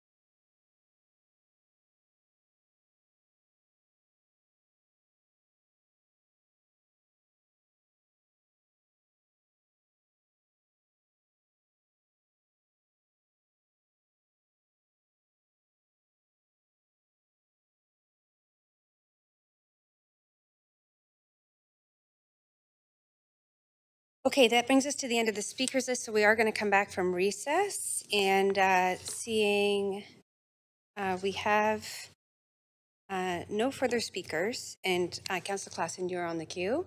I will just note that we have 9 minutes to finish our committee business and also regular council, so I would welcome a motion just to ensure we're not under the wire. Committee meeting and regular council. Thank you very much, Councillor Carr. So all those in favor? Any opposed? Great, thank you very much. Please go ahead, Councillor Klassen. I just want to make sure you've got your mic on there. I don't know what's going on. There we go. There we go. Thank you very much. Thank you, Chair.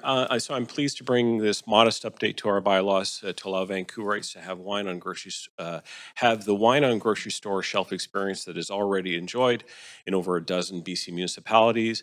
By allowing these changes, we continue to signal our confidence in adults who live and visit our city to responsibly enjoy alcoholic beverages. We are also giving a boost to a valued local industry that is a big driver of our cities and our province's tourism and hospitality sector by showcasing our premium BC wine products more prominently.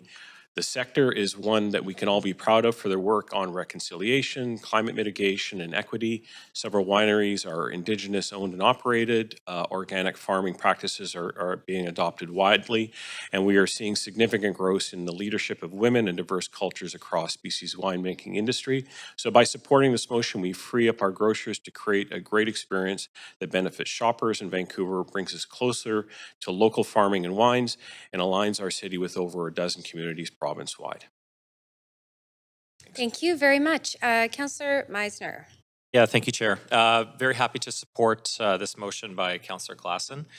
This is really about choice and convenience, and as well as the benefit of supporting our amazing BC wine industry, which employs thousands of people in our province and supports millions of dollars in economic activity.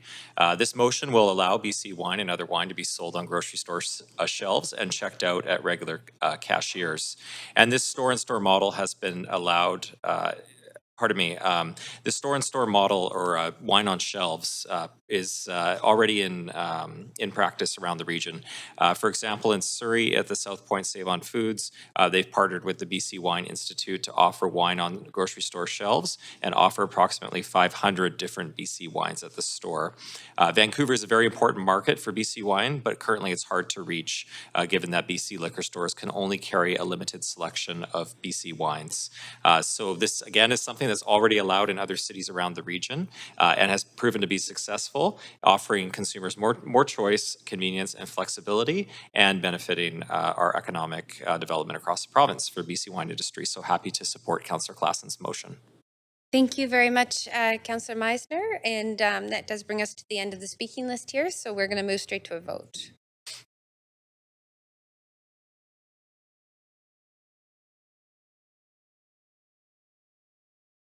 And just if any online participants wish to vote, they need to vote their video turned on, please. Thank you very much. That motion passes with unanimous support. So this does conclude the last item on the agenda. The standing committee portion of this meeting is now complete, and we will now convene in council with myself as acting mayor, Bligh as chair to deal with the recommendations and actions from today's committee meeting.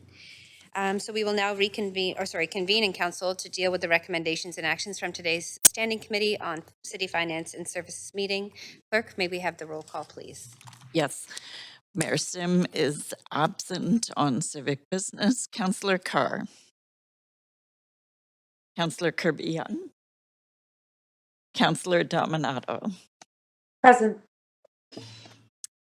Councillor Bligh is in the chair. Councillor Boyle. Present. Councillor Fry. Councillor Montague has a leave of absence. Councillor Klassen. Present. Councillor Meisner. Present. And Councillor Joe. Present. The meeting has quorum.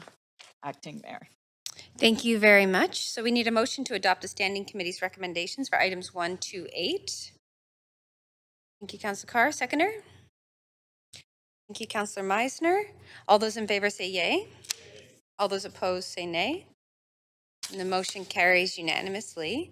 Would someone like to move a motion to adjourn this meeting? Thank you very much. Councillor Kirby Young, seconder. Thank you, Councillor Carr. All those in favor?